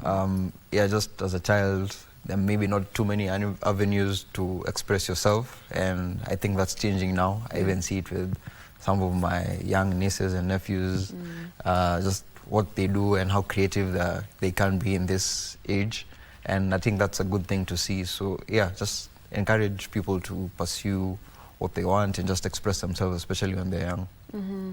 All right, so you were part of the Talent Accelerator program, which is a program by Sugar Global, and just getting to bring up this new crop of storytellers. If you can just give us your experiences, and maybe we can begin by how you got into the program for someone who's watching and maybe may want to get into such a program in order to to increase their ability and their skills when it comes to storytelling. Maybe just how did you get into that, and how would you say that has impacted you as a creative? Yeah, so I remember when I first saw the call out to apply for Sugar, at least how it existed in my brain, I remember seeing that all Sugar like in a Lupita. Yes. And because I was too young then, and when you see, then you just look away because it was like, it was so, you know, grunge, and I was like, So then when I saw Sugar is coming back to Kenya, and they had an opportunity for young filmmakers to do something, and I had kind of just done my first indie short film, then I was like, I need more expertise in this space, because I kind of have the the theory part of it. I need I need experience kwa set. Yeah. So I saw the application. I was like, I had already curated portfolio yangu vizuri, and then I applied, got short. I didn't think I would get it, honestly, because it got like after the best of the best, and like not already got an experience go industry. So when I applied, got shortlisted, it was like an awesome experience. It was my first mainstream set, working with professionals at the highest level and shadowing. Ideally, honestly, it was like the best experience. You're just kind of paid or given the experience to just go shadow the best people working in that space and to learn and to absorb as much as you can. That was the experience, and even just that small, well, not small, but like a big, small experience really opened some interesting doors for me. So then I've been able now to call back again to do these short films. Awesome. Yeah. What would you say was your takeaway from that? Similar experience to her, but for mine for season 2, I applied, and I got the call. I was really happy to get it, and I learned so much. One major thing I learned was just the work ethic required to succeed in this industry. Like, you need to be on it every single day. Like, it takes a lot of work. Yeah. All right. And your film has already premiered. You've done a film, you've directed a film that is The Test. And it is the first of 3 that will be premiered by the end of, I think, the month. Yeah, by the end of August. Tell us a bit about The Test. What is it all about? Where did the idea for it begin? So The Test is a film about young people, specifically a young couple, who go in to get a routine HIV test, and during the counseling session, more information that they were ready to receive is revealed, so they're not sure how to deal with that. And yeah, the film is about that experience and communication between a couple and the things that prevent us from saying what we feel. Yeah. So that was what it was all about. So what are the themes that you are highlighting mainly? Communication between relationships, between young people. For men specifically, what are the things that prevent us from being honest and saying the things that we truly feel? Yeah, like toxic masculinity, and maybe voices from your friends or voices from society telling you need to be a certain kind of way as a man. But when you're faced with certain realities, you can't uphold those things, and you really have to look into yourself and make that decision. Yeah. It premiered in Siaya County. Yes, is that your hometown? Yes. All right. Yes. So it premiered in Siaya County. Just how was that experience? And I would like for you to speak from the perspective of maybe just how the reception was from the showing while you were premiering. Because the film is set in Siaya, and I tried my best to make the film as authentic to them as possible, so that the people who it was meant for really relate to the story. And obviously that involves having a lot of Luo dialogue and just the setting and the things that young people in Siaya experience. And I was very pleased or honored that that came across to them. And the feedback we got was amazing. They appreciated the language. Just sitting in the audience watching with them and hearing them laugh at certain things that I didn't even think would be funny. And yeah, that I really was honored to be in their presence and just see the reception to the film. Yeah. If we can, if my director allows, we can maybe see the trailer for The Test, and then we come back and talk about Butterflies.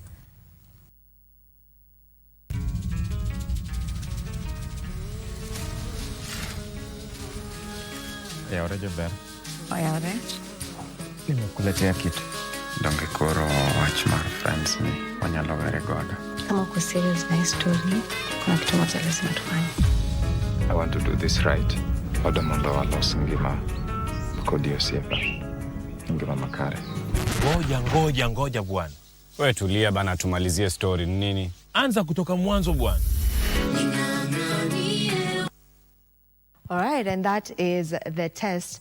And you know, just even from watching that very short clip, it's on YouTube, by the way, right? Yes, it is. People can get to watch it on YouTube. Just search The Test and you'll see it. You've also mixed the languages. So you've used the Luo as well as English and Swahili. Was that, what was the significance of you doing that? I think that's just how we as Kenyans speak. I think a good number of Kenyans speak at least 3 languages, and each day they interweave between the 3, and I think just it's natural to us. Yeah. I like that. There was someone who was saying tunaongea Viswahili vingi na in real sense that's not how we talk. Not that I agree with them. But anyway, let's take a break and then we'll be back to continue with this conversation. Do not go too far. Entertainment Thursday. We'll be back in a few.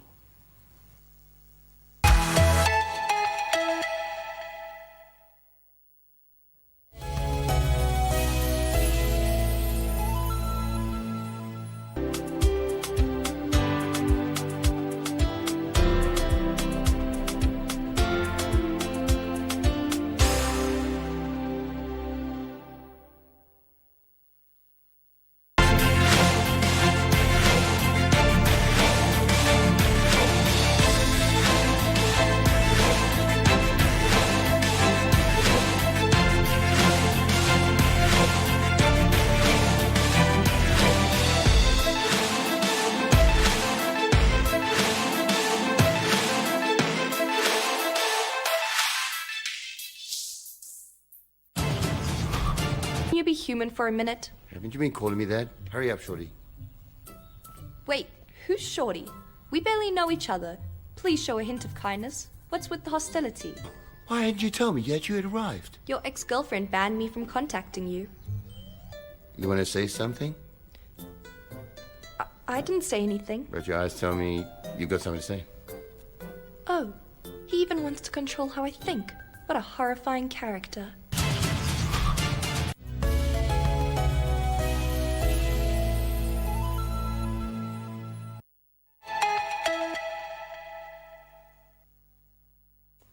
And we are back. Before we took that break, I was having a conversation with filmmakers, or you can simply just call them storytellers, from the 254 Koi. Let's talk about Butterflies. It's yet to be premiered, but tell me a bit about Butterflies. Butterflies. Yeah. So Butterflies is a psychological drama, and it's centered around a father and a young daughter, and kind of how they navigate grief and in their family because they've lost their mother sometime a while. Now, so the daughter is kind of now growing into herself, into her body, so how she sees herself, her image, and kind of how they're able to deal with the crisis around that. Yeah, so it's kind of exploring the two characters, and I will say maybe the message is the goal is to really just show how a crisis can be, you know, kind of explored and looked at within a family unit, especially time kuna tragedy may happen, and how we kind of lean together pamoja. Because most of the time as young people, and especially as a teenager, and now saizi because we have our phones, we kind of like tend to just, you know, we just get locked into our phones, tunajifungia kwa room, and you kind of stay in your own zone and feel like your parent is not understanding what you're saying. But I think the film really tries to show both perspectives. Like the dad is there, he's listening, he's also a child, and he's also kind of going through this thing. So it's geared towards children on, and like, oh, also my dad is going through something, so I can be understanding and I can share.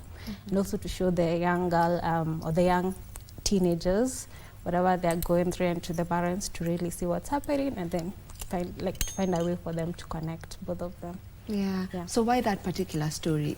Is there maybe any story behind it? Is there any reasoning behind you deciding that this is the story I want to tell? I think originally when we were coming up with the stories, because I think when we started doing the sugar shots, coming up with the story, February, when we're doing development, brainstorming and writing, because we both wrote and directed our stories, and we're really mainly geared on looking at stories that affect young people, but then kind of mine evolved into now like intergenerational dialogue and being able to tell a story where my protagonist or the main character is actually a man. So I think it was an interesting challenge for me, because I love female-led stories, you know, female-centered stories. But this was interesting really to get into the space of this type of outlook, and I was kind of interested in being able to develop such characters and to get into the mind of such characters. And then also the themes are quite heavy, but also part of life when you talk about grief, identity, how you see your body, how other people interact with you, how you interact with the world around you. I feel like it's a nice nuanced story, and it's told within the lens of these two, people in a family unit pamoja. So it was calling to be, it's like, it will be a nice thing to try out with Sugar especially. All right, so when is it premiering, Butterflies? It's going to premiere on 25th of August in Nairobi. So my story is based in Nairobi. Yake ilikuwa Siaya, then we have another story from Nakuru. But my hometown is in Nakuru, and shout out Nakuru. So we'll have the premiere here in Nairobi, and I also hope to take it back home to my Nakuru filmmakers and people. Yeah. After it premieres, it's going to be available on YouTube? On YouTube, okay. Sugar Global YouTube. All right. Yeah. Okay, as we wind up on this conversation, there's a question I like to engage creatives with, and as filmmakers, with AI now here with us, it's already here with us. What is your take on AI and its maybe involvement in filmmaking? Because there's always that conflict of, if you're using AI as a filmmaker, it's kind of taking away from your creativity, or it's taking away from you as a filmmaker, and there's always that conflict. Others are saying, it's here to help us work much easier or quicker. What would be your take on the same? Do you feel like it takes away, or we just have to embrace it also as filmmakers? I think AI in the long run will be a tool like most other tools that have been developed through technology over time. And the human creativity element, I think, would be very hard to replace. I think you can try and rely on it as much as possible, but you'll quickly realize there's just something you can't achieve with AI, at least not yet. Maybe in the future, I don't know. But like, for me, for now, there's just something that AI can't replace human creativity with.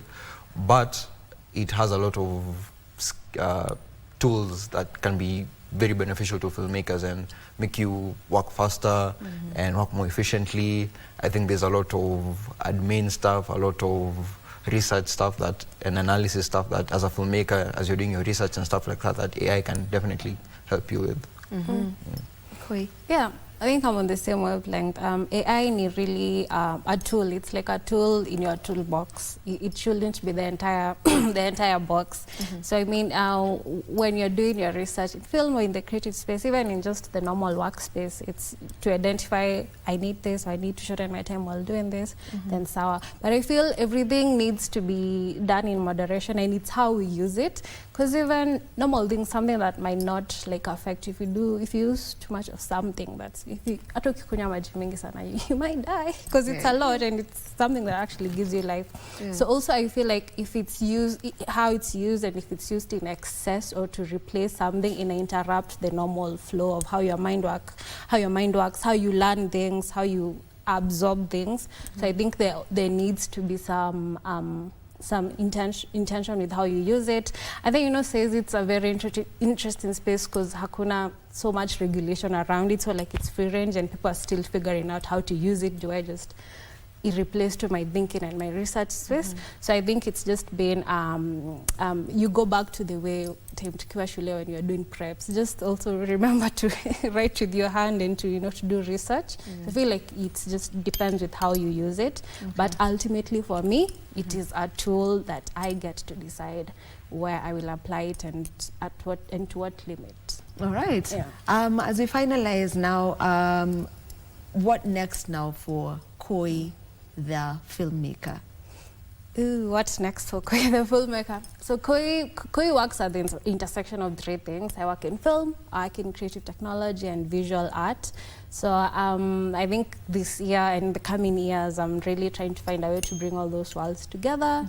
So I'm kind of trying to fill gaps within the film industry, especially when we talk about the marketing, exhibition, and distribution phase of filmmaking specifically. As much as I enjoy the directing and writing and shooting part of it, I feel like there's spaces there where as young filmmakers we can really pull our industry and really take it to the high level and elevate these other faces.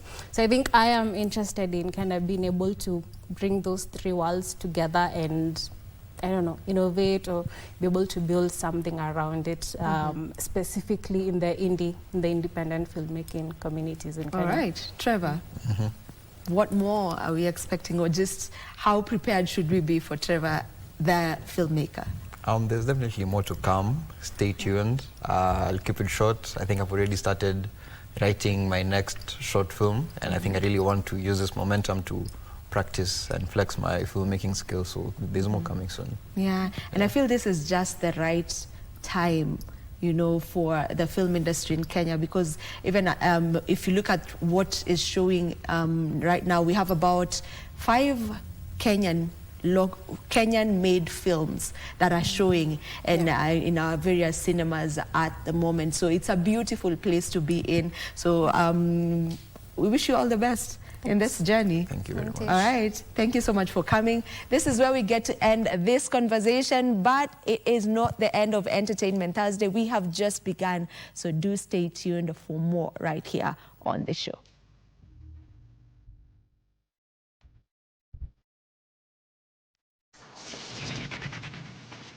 Unique.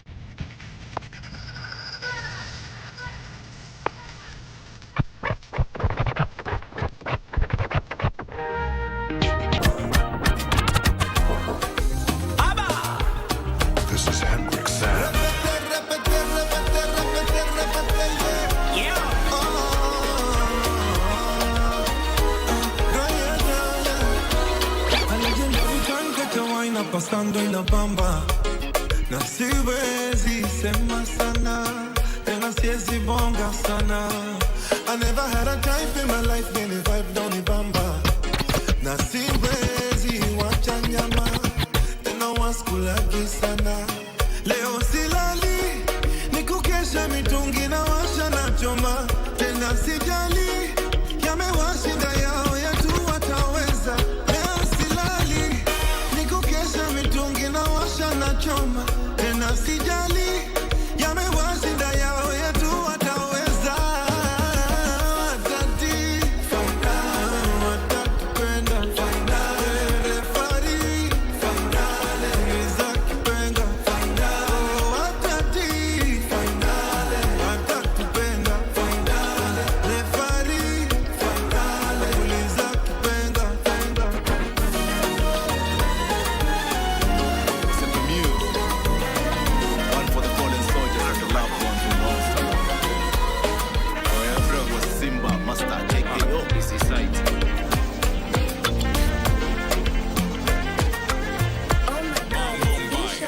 Why dead, huh?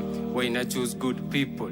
Why them? Kwani life so perfect. I've been thinking my dream. Life after death is they believe kwa real. Bible imeandikwa tuliumbwa na only father. But mbona bro some nigga na suffer. Either tuko people. Ama sini loko VIP ulipa tipo. Ila najombea. Nikiwa kwa ngori father ye mnyokolea. Mini believer that's why na deliver. Niliwakad na bado nakapitia last year. Bro alikuwa depressed ajai kula sapa na daily alisaka. Li go through pain alisema kwa sawa. Check on your friend kuna wengi wana suffer.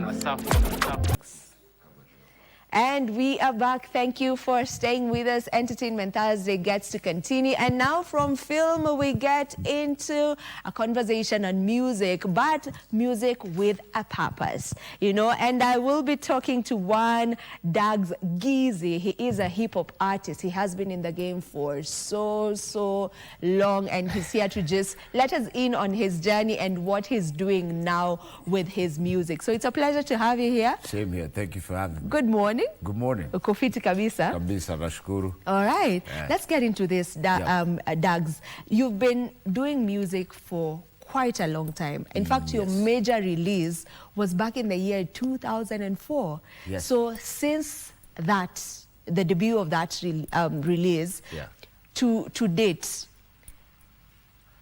what would you say have been the changes over the years? Because you've gotten to witness the music scene changing year after. It's 2 decades, over 2 decades. So just how would you say that transition has been in the industry over the years? It's been a learning process in the sense that, you know, when we started doing music, it wasn't as permissible as it is right now, because there are only a few studios available making music. There was Sub-Sahara, and I remember there was Eduji, he had a studio in Tao.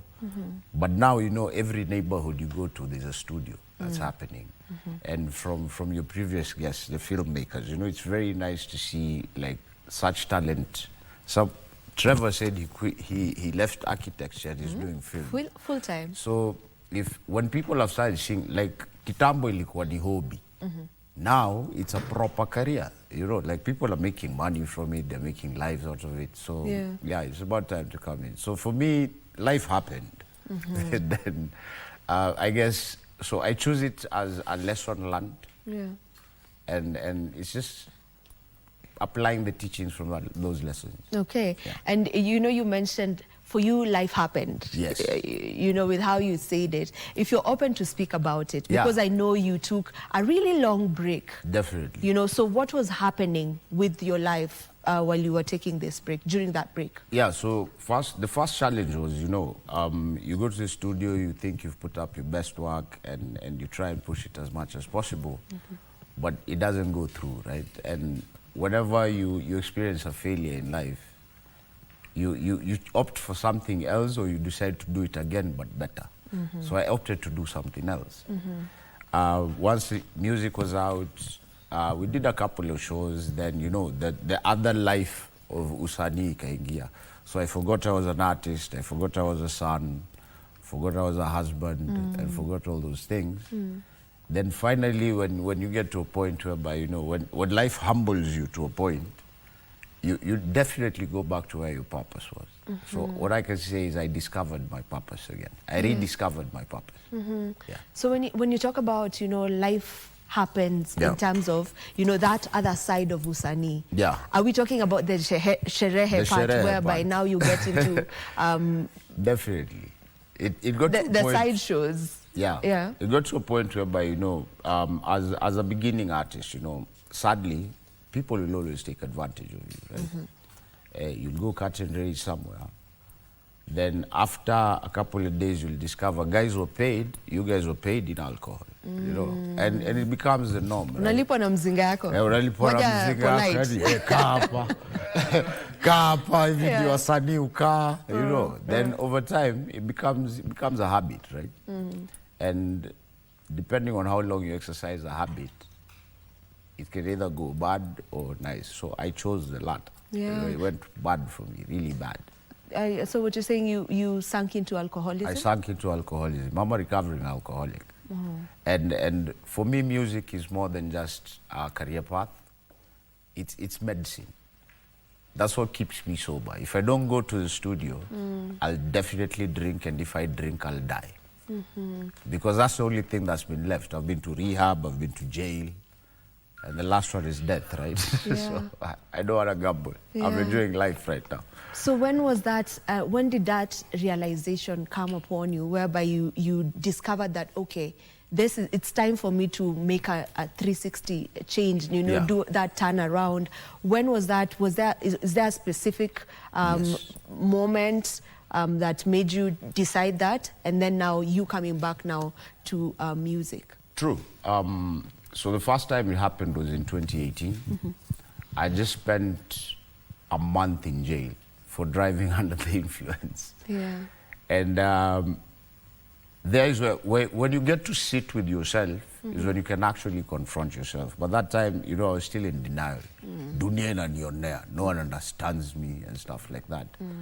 So I got sober for about 4 months after rehab and everything. But you never really get it the first time, right? So in September of that year, 2018, I relapsed. And I relapsed up until January 8th, 2024. That's a long time. Yeah, and I found myself in the same place. I found myself in front of a police officer at Voi police station. I'm being accused of stealing laptops and cooking gas from my own uncle. So my uncle is here and my dad is here. Yeah. And I'm being reported to the cops. I don't know if that makes, to me it was a weird situation. Because the two of them can talk about it at home, right? Why would you want to ruin my life, right? So there is where I actually figured out, I'm alone. And just had that meeting, me, myself, I and God. And I told God, every time I drink, you bring me here. So I will stop drinking. Yeah. But anything else I attempt, make it worthwhile. And if there's a lesson you want to teach me, don't make it too tough so that I go back to the drink.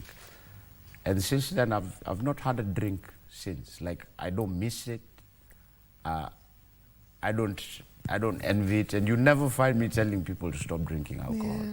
Because drinking alcohol is not the problem. It's the drinker who's the problem. It comes with warnings and everything. And I think it was Koi who said it, right? When you do something in excess, then becomes a problem. That's true. So once I just had that realization, I just focused on something else. Yeah, so the music came about from a therapist I met during my stint in rehab. And she said, whatever is bugging you, whatever causes you to drink, write it down. Just write a diary. So for the entire, I started writing my diary, I think it was day 4 in rehab. And after I came out, that's what became the high school reunion class of 2003. That was the first album. Yeah. Yeah. Let's talk about the album. Yes. It is such a beautiful, a really, I'd say, introspective album. And I didn't tell you congratulations for being able to beat that. Yeah, so congratulations on that. So the album that you wrote after now, tell me a bit about it. So high school reunion is, in recovery, it's a process, right? So first, you have to make peace with yourself. So that was my first EP, that was Strange Sounds, because I was hearing voices and things like that. Then high school reunion class of 2003, I named it that because that group of gentlemen, they're the same gentlemen I graduated with in high school. Shout out to class of 2003 Lenana School. They came to my rescue. There's a friend of mine, shout out to Henry. He came, saw me in my house, saw how destitute I was, and they did a fundraiser, paid my rent for a month, did shopping for me for a month, and they said, no, this is not the Alan we know. There's someone else, man. Get your life together, man. Yeah. And so I figured that didn't happen at that time. Yeah, but when that realization came now, where I got to have that dialogue with myself and my higher power, then, I remembered them because I owed them an apology. I had to make amends to them. So I had to tell them exactly what happened, and that's high school reunion. Even the title tracks of the songs, you'd see. It's basically you telling your story. It is my complete diary. If I give you my diary from rehab and I give you the lyrics to the album, they're exactly the same thing. They talk about the same topics, and you can tell at what point I was during my recovery journey at that particular time. Yeah. It's amazing. Amazing to see just what came out of that. You didn't allow it to be the end of you. You didn't allow yourself to wallow in that. You made a decision to change things for you. And I believe that's the hardest part, and it's a very difficult thing. So for you to have been able to do that, it's quite commendable. And I'm sure it's also an inspiration to many.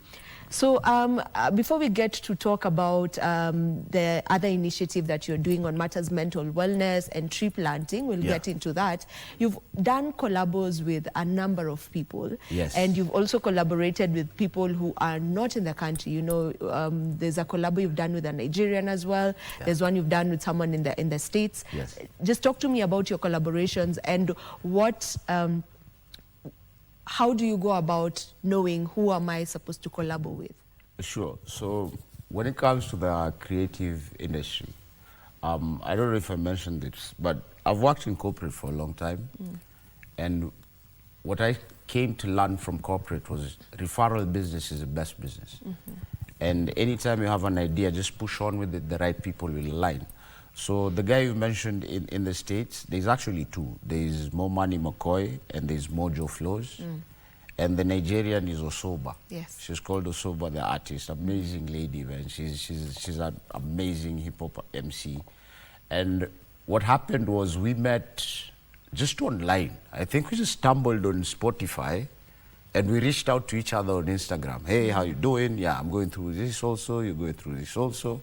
Then the song came out. And we're actually working on new songs now. We're doing a collaborative album now across all of us. So the first song was me, Mojo Flows, Osoba, and those 11 artists from 4 different continents.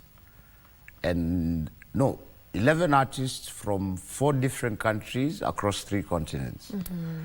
And we released the song in May, Mental Health Month. Yeah. Yeah, and that song is called One Day. Because one day is going to be okay. So we're all sharing our stories. Right. Allow me to ask you to just hold that thought. We take a break and then we'll come back to continue the conversation. Do not go too far. We'll be back in a moment.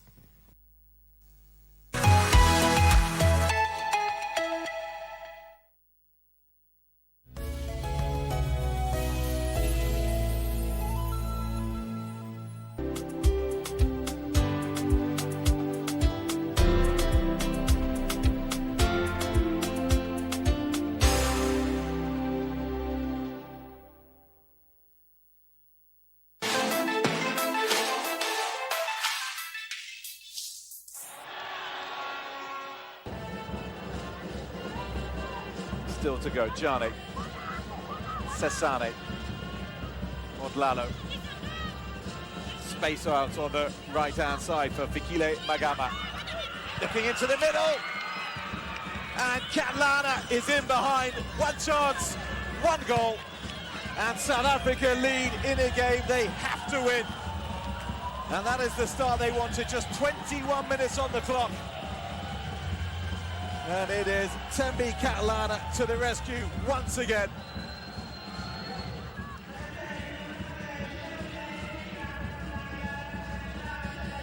Now she was certainly onside, and that was the ball she wanted from Cesane just a moment ago. She got lucky because Rwamba Madina didn't cut it out. And you simply cannot afford to give this player that sort of room in the penalty area. She will punish you, and she duly did so.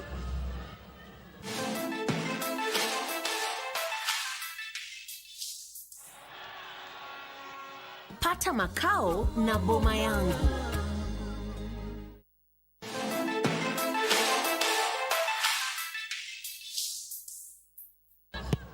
Ramo Lepe. Off goes Catalana again, and Catalana spotting the goalkeeper off her line, tries her luck, just past the post from Thembi Catalana. They're very quick thinking from the South Africa forward. Excellent peripheral vision from South Africa's goal scorer. Well onside, as you can see. Dabilgu, well, where was she? She didn't get the contact she would have wanted. Catalana, I think she would have wanted to lift that over the goalkeeper. It was a really great team effort. I think in the history of South African football, this team always comes back to perform, and we knew how much it was important for us to first get this victory, and then we'll see everything that comes from it. And your player of the match, what does it mean? I know you are a team player, but what does it mean to get this individual accolade? For me, it's a boost, personally. I started slow with the tournament as the third game, and I think I'm getting my momentum. And thanks to my teammates, I don't think I would be here today if it wasn't for them, for their encouragement, all the challenges and difficulties we face every day in training. And this belongs to them more than it belongs to me.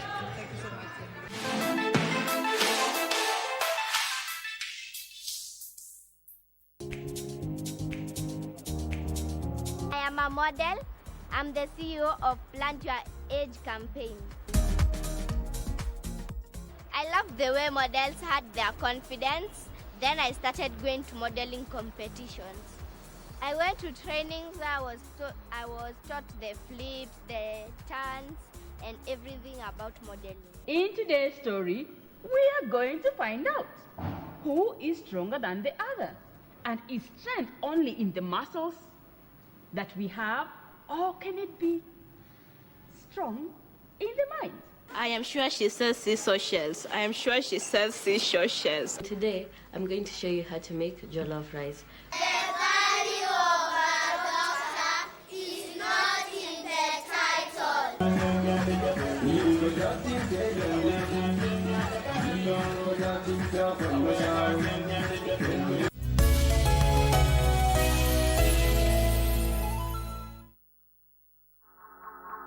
Gizi is the artist we are having a chat with right here on the show. County 006. Yes. Ulisema lazima represent Mzinyi. Mzinyi lazima. Koni uko kwetu kule. Mlimani on the other side. Yes. Taita Taveta. Wachabila ni mtumwa. Sasa lacha turudi nyumbani bana. Kabisa, kabisa. Now, before we will get to wind up on this conversation, I would like for you to speak a bit on the collaborative album that you are working on, because there's a story behind it. Yes. So who exactly are you looking to work with? So we go around different places and identify artists. Like that song, everyone you see on that video is a Voi-based artist. So there's Someone, there's Crack D, there's Tulize, all those people. And so what we try to do with our music is to try and guide our fellow artists, because the industry needs to continue, right? There are certain obstacles we've gone through, they are going through the same way. And we found a way out. I'm on KBC, right? There's someone down there or somewhere who's looking for a similar opportunity. So I found the knowledge, and the only way I can keep what I have is if I share it. So let's share it. One of us has to make it, yani. Yeah. And na asisahau wengine, that's the prayer. Usahau wengine, so that we can carry on. And one mantra we live by through the organization that we work with. So I run a company, it's called We Rise Consulting Limited. And our main ethos is we do it together, we do it better. Yeah. Love it. You're also going around planting trees as you talk matters mental wellness. Tell us a bit about that. So we started out with mental health alone in universities, colleges, and TVETs. So we've done KMTC Mombasa. We're planning to do Taita Taveta University. It's just meetings are still going on. But we figured out, you know, environmental conservation is also important, right? Because that's where we live. And if we take care of the environment, it'll take care of us also. And it comes from an ingrown thing. If I remember when I was about 8 or 9, I attended a UN conference. It was called CITES, Convention of Endangered Animals or something. They gave us a game. And I felt really sad in the sense that, okay, so why are we doing this to other animals? They're just beings like us, right? So why we chose Kitobo Forest the first time is because there's only 200 colobus monkeys left. The population around there is suffering because they've cut, that's a water catchment area, but there are no trees. Like the water is dying, like it's affecting the entire economy. And the first thing we need to do is just plant more trees. So we decided, okay, even if we plant 20 or if it's 100, it's a step in the right direction. And as we started the interview, I said, you know, just keep doing your purpose. The right people will align. So we're just doing it, and hopefully for the next edition, someone will see us. All right, so that's what you're doing. Actually, after the interview, where after here, Nasafiri, like I'm traveling immediately to go find the crew to do it. Okay. Once we do that, in October, Mazingira Day will be in Kikambala, ABC Cave, right next to Sultan Palace Hotel. Guys are free to join us. Just check on our socials, reach out to us if you want to support, if you want to be a part of it. We do it together, we do it better. All right.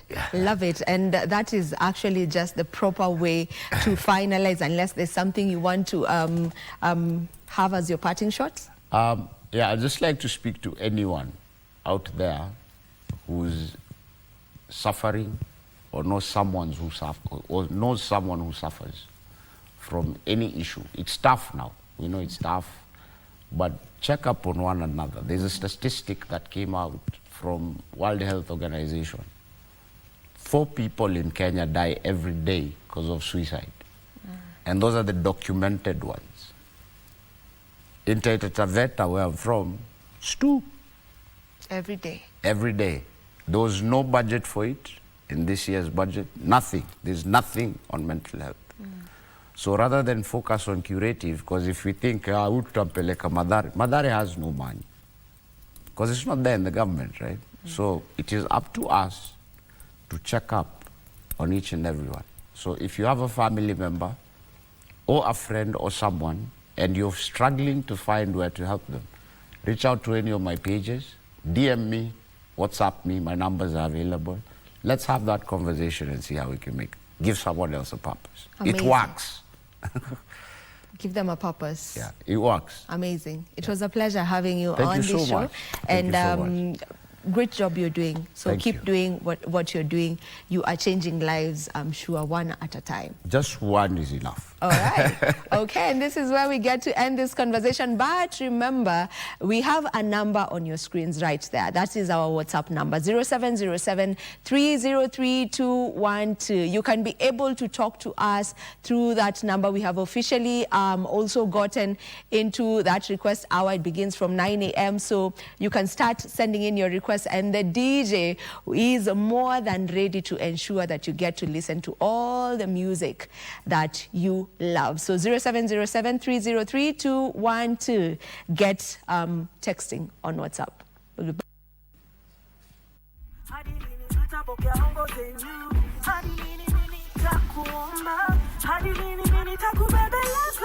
Hey, nina ngori I say, lazima tupe mawe ndio msikie my say. Kwanza pia askari yaangushe AK, ndo tuweze have dialogue in a civilized way. Agenda yangu ya kwanza ni mambo na mahitaji. Utaongezaje tax na mimi sifanyi kazi? Nakaa hopea ama mtumwa baniani. Degree nimesomea na bado hebo na nidai. Kura huli watu sema tatali masilai.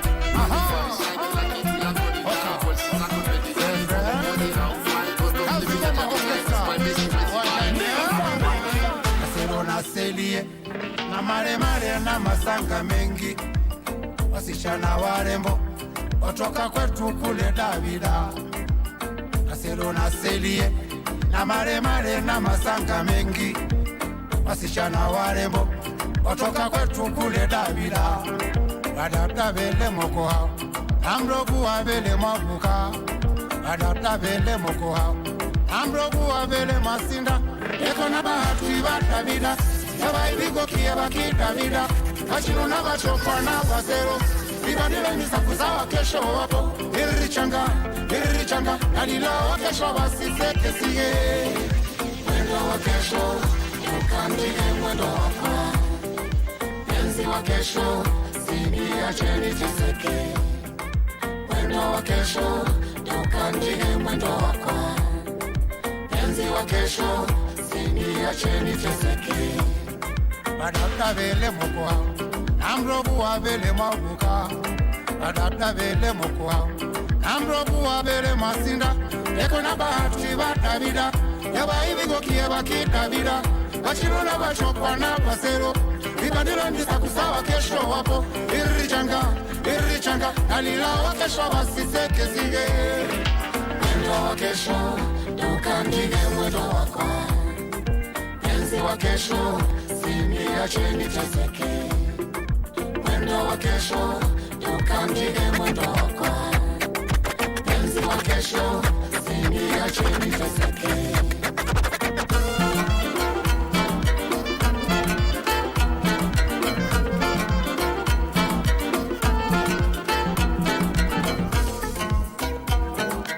Jacaranda on the beat. Give me praise on the Lord, give me. Give me first on the Lord, give me.